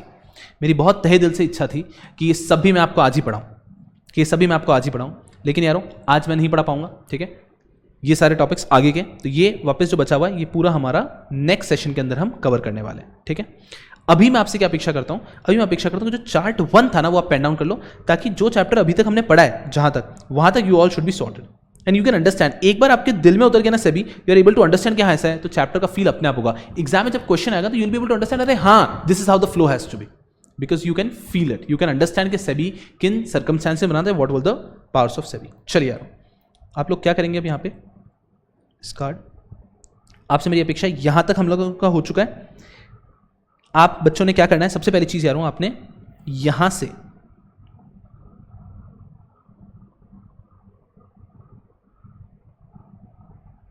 यहां तक रीड करके आना है। मार्क कर दो 2.11 पे, यहां से यहां तक 2.11 पे यहां तक रीड करना है। When I am saying read करना है मतलब ईमानदारी से रीड करके आना है। क्लियर यारों? So that what happens is that you have to understand that this is how you grow, eventually interpretation भी ग्रो होता है and you get into depth of that topic. ठीक है, मतलब सेबी से जो क्वेश्चन आएगा एक मार्क भी वहां से इधर से उधर होने वाला नहीं है। चलिए यारों, ये हो जाएगा आपको, ये आपने रीड करके आना है 2.7 से 2.11, 2.7, 8, 9, 10, 11, ये 5 एकदम इजी चीज है। ठीक है, चलिए अब आप बच्चों ने क्या करना है, ये पेन डाउन करना है चार्ट 1। ठीक है, तो आपके नोटबुक में हेडिंग दे देना सेबी एक्ट। सेबी एक्ट के अंदर आपने ऑलरेडी हेडिंग दे दी होगी क्योंकि आपने बैकग्राउंड लिखा होगा, जो हमने पढ़ा था ना कि हिस्ट्री क्या थी, उसकी हिस्ट्री पढ़ी होगी। अब मार्क कर देना उसके आगे चार्ट 1 और ये पूरा आपने पेन डाउन करना है। मैं आपको अच्छे से दिखा देता हूं पहले, ताकि आप अपने अकॉर्डिंगली इसको पेन डाउन कर सकें। यहां पे सेबी एक्ट आता है, उसके आगे ये पूरा ड्रॉ करना है जिस तरह से लिखा हुआ है। देयर आफ्टर नीचे सेबी आएगा, उसके आगे आपको ये पूरा पेन डाउन करना है। उसके आगे बोर्ड के अंदर रिमूव ऐसा, otherwise duty to decide on all matters वगैरह, ये सब चीजें। And thereafter chairman, members. Clear है? ये इस तरह से यहां तक अपॉइंट करना है। अब इसमें यहां पे मैं थोड़ा सा चेंज कर लेता हूं to get in line with the module. हमारे मॉड्यूल में जो लिखा है हम थोड़ा इन लाइन आ जाते हैं, जिससे आपके लिए बेटर रहेगा।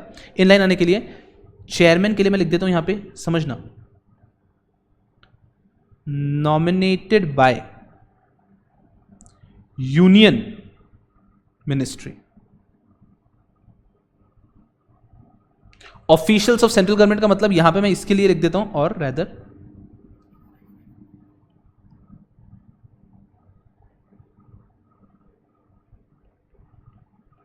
Officials of union ministry. यहां पर लिख देता हूं मैं ऑफिशियल्स ऑफ आरबीआई, वही लिखा हुआ है, एंड लास्ट में भी लिख देता हूं nominated by union ministry, just to get in line with ICAI का मॉड्यूल। अब तो खैर आईसीएआई में बहुत प्यारे चेंजेस हो चुके हैं। ऐसा हमारे टाइम पे तो बहुत स्ट्रिक्ट हुआ करता थी चीजें। हमारे टाइम पे 5 अदर मेंबर्स, हमारे टाइम पे कुछ ऐसी चीजें होती थी कभी कभी कि मान लीजिए हमारा प्रैक्टिस पैनल, अब तो आपके प्रैक्टिस पैनल बहुत अच्छे हो गए। प्रैक्टिस पैनल में कोई चीज अगर गलत दी हुई है, कोई चीज अगर थोड़ी सी गलत दी हुई है, आपने अगर एग्जाम के आंसर में उस चीज को करेक्ट भी लिख दी तो एग्जामिनर उसको रॉन्ग कर देता था। आपका आंसर प्रैक्टिस पैनल के आंसर के जैसा होना चाहिए। तो कभी कभी ऐसा होता था कि मतलब वही तो हमारे टीचर्स, मतलब ऐसे ही बहुत प्यारी लाइन थी उस टाइम टीचर्स की कि 3 प्रकार के आंसर्स होते हैं, right answer, wrong answer and ICAI का आंसर। So at times you have to stick to what ICAI wants. Of course life में आपको सब कुछ पता होना चाहिए, बिकॉज यारो कैसा होता है, बहुत संघर्ष हो जाता है जीवन में, लेकिन एग्जाम में लिखते समय हमें आईसीएआई के मॉड्यूल को स्टिक करके रहना है। क्लियर है यारो? I guess I am communicating my point. अब आप बच्चों ने अच्छे से पूरे चार्ट को पेन डाउन करना है। हेडिंग दे देंगे चार्ट 1 ऑफ सेबी। चार्ट 2 आपने ऑलरेडी पेन डाउन कर लिया, that is chart 2, this is chart 1। Will make certain charts of the entire act, of all the acts will be dealing, so that while revising one day before the exam she'll be like हाँ हाँ हाँ हाँ हाँ हाँ हाँ, मजा आ जाएगा। चलो, I have been a student, so I know what are the concerns a student faces. So while teaching I try and ensure कि आपको सब्जेक्ट का इन डेप्थ नॉलेज मिले एंड साथ ही साथ आपकी एग्जाम प्रिपरेशन स्पॉट ऑन चले, and that's when you will be happy eventually, right? यार बच्चों, अब इसको जी जान से पेन डाउन कर लो। क्लियर है? That will be all for today's session. Thank you so much for your nice patience and I will see people tomorrow. Bye bye. Bye bye मतलब गधों, पेन डाउन करके जाना है आपको, पेन डाउन करो अभी। I will be scrolling wherever you want, pen it down. चलो,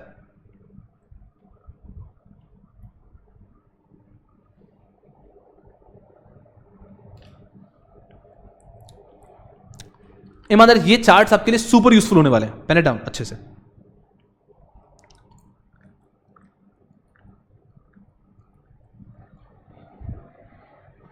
एक पेज में आए तो बहुत अच्छी बात है, क्योंकि बड़ा सा चार्ट है, तो आप अच्छे से ऑर्गेनाइज करो कि आप कैसे इसको पेन डाउन करना चाहते हो। एक पेज में नहीं आएगा तो इसको आप ऐसा टिल्ट करके 2 पेजेस में लो।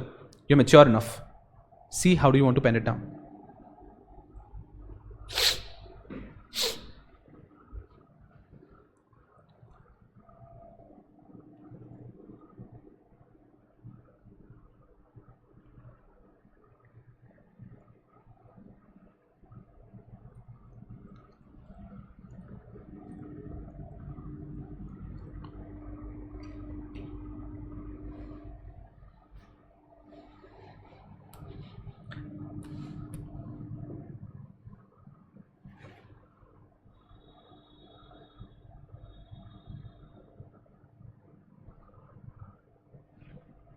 Thank you Akshata, thank you.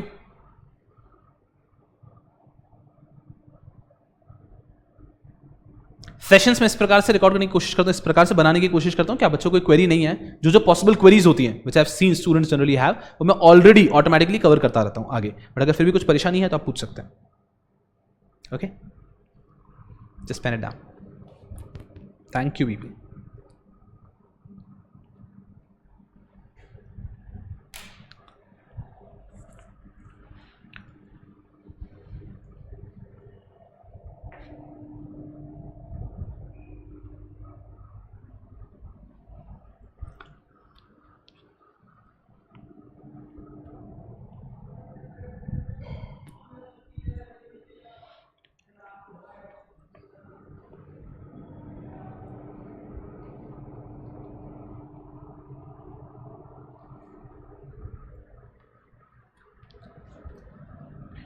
यारों, बस फुल स्पीड में पेन डाउन करेंगे आप।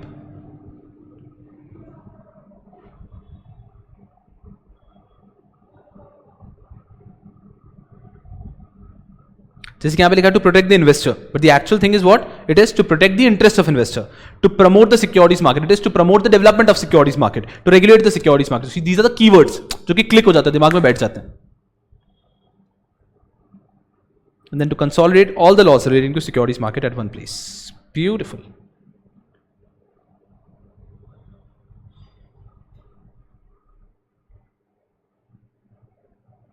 मैंने आपको बोला था एक और चीज, I have a very bad habit of using abbreviations. You will not be using abbreviations even while drawing these notes.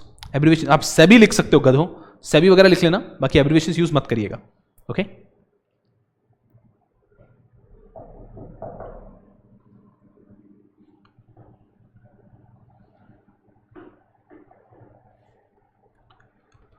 Okay चलिए, आशा करता हूं पेन डाउन हुआ है. फुल स्पीड में पेन डाउन करेंगे यार.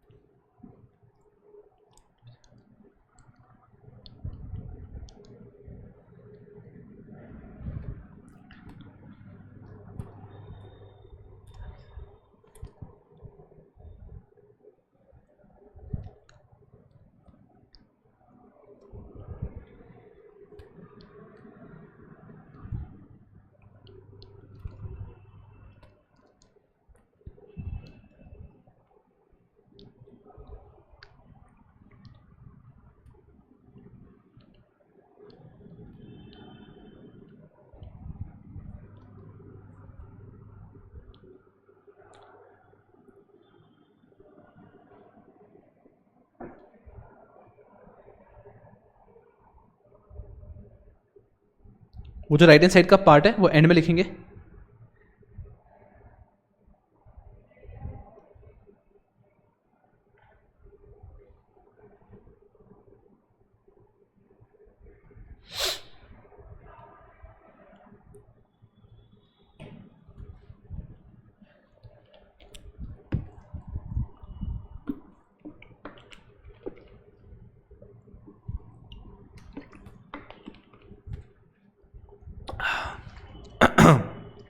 Yes, people, fast.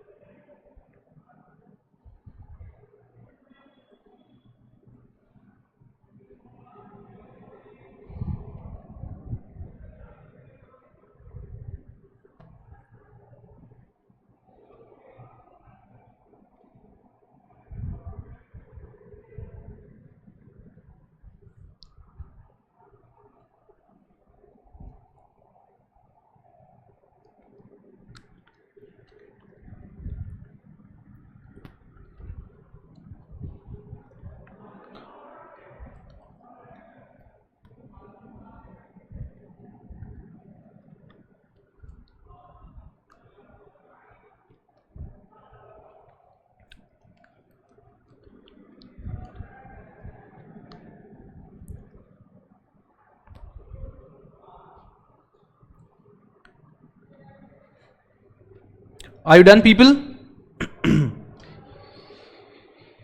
Are you done? Are you done?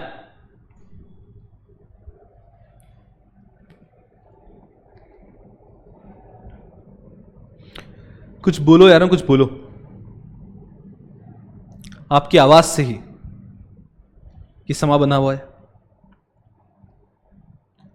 बोलो बोलो।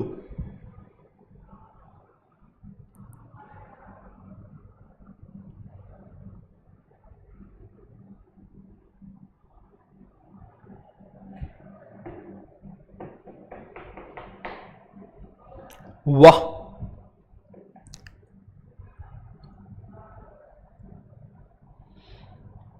बेहतरीन।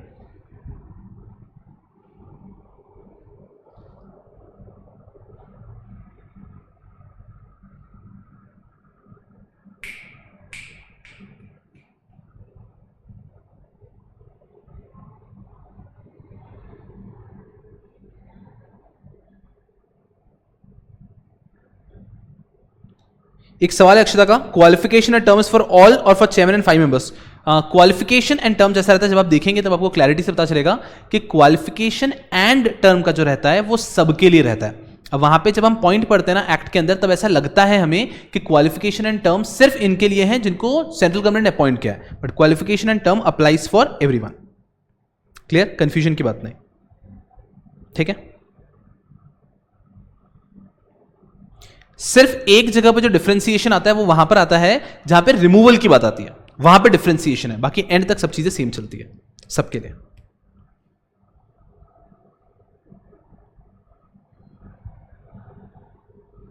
वंडरफुल। ये एक और चीज पेन डाउन कर लीजिए साइड में एरो खींच के, and that will be all for this session.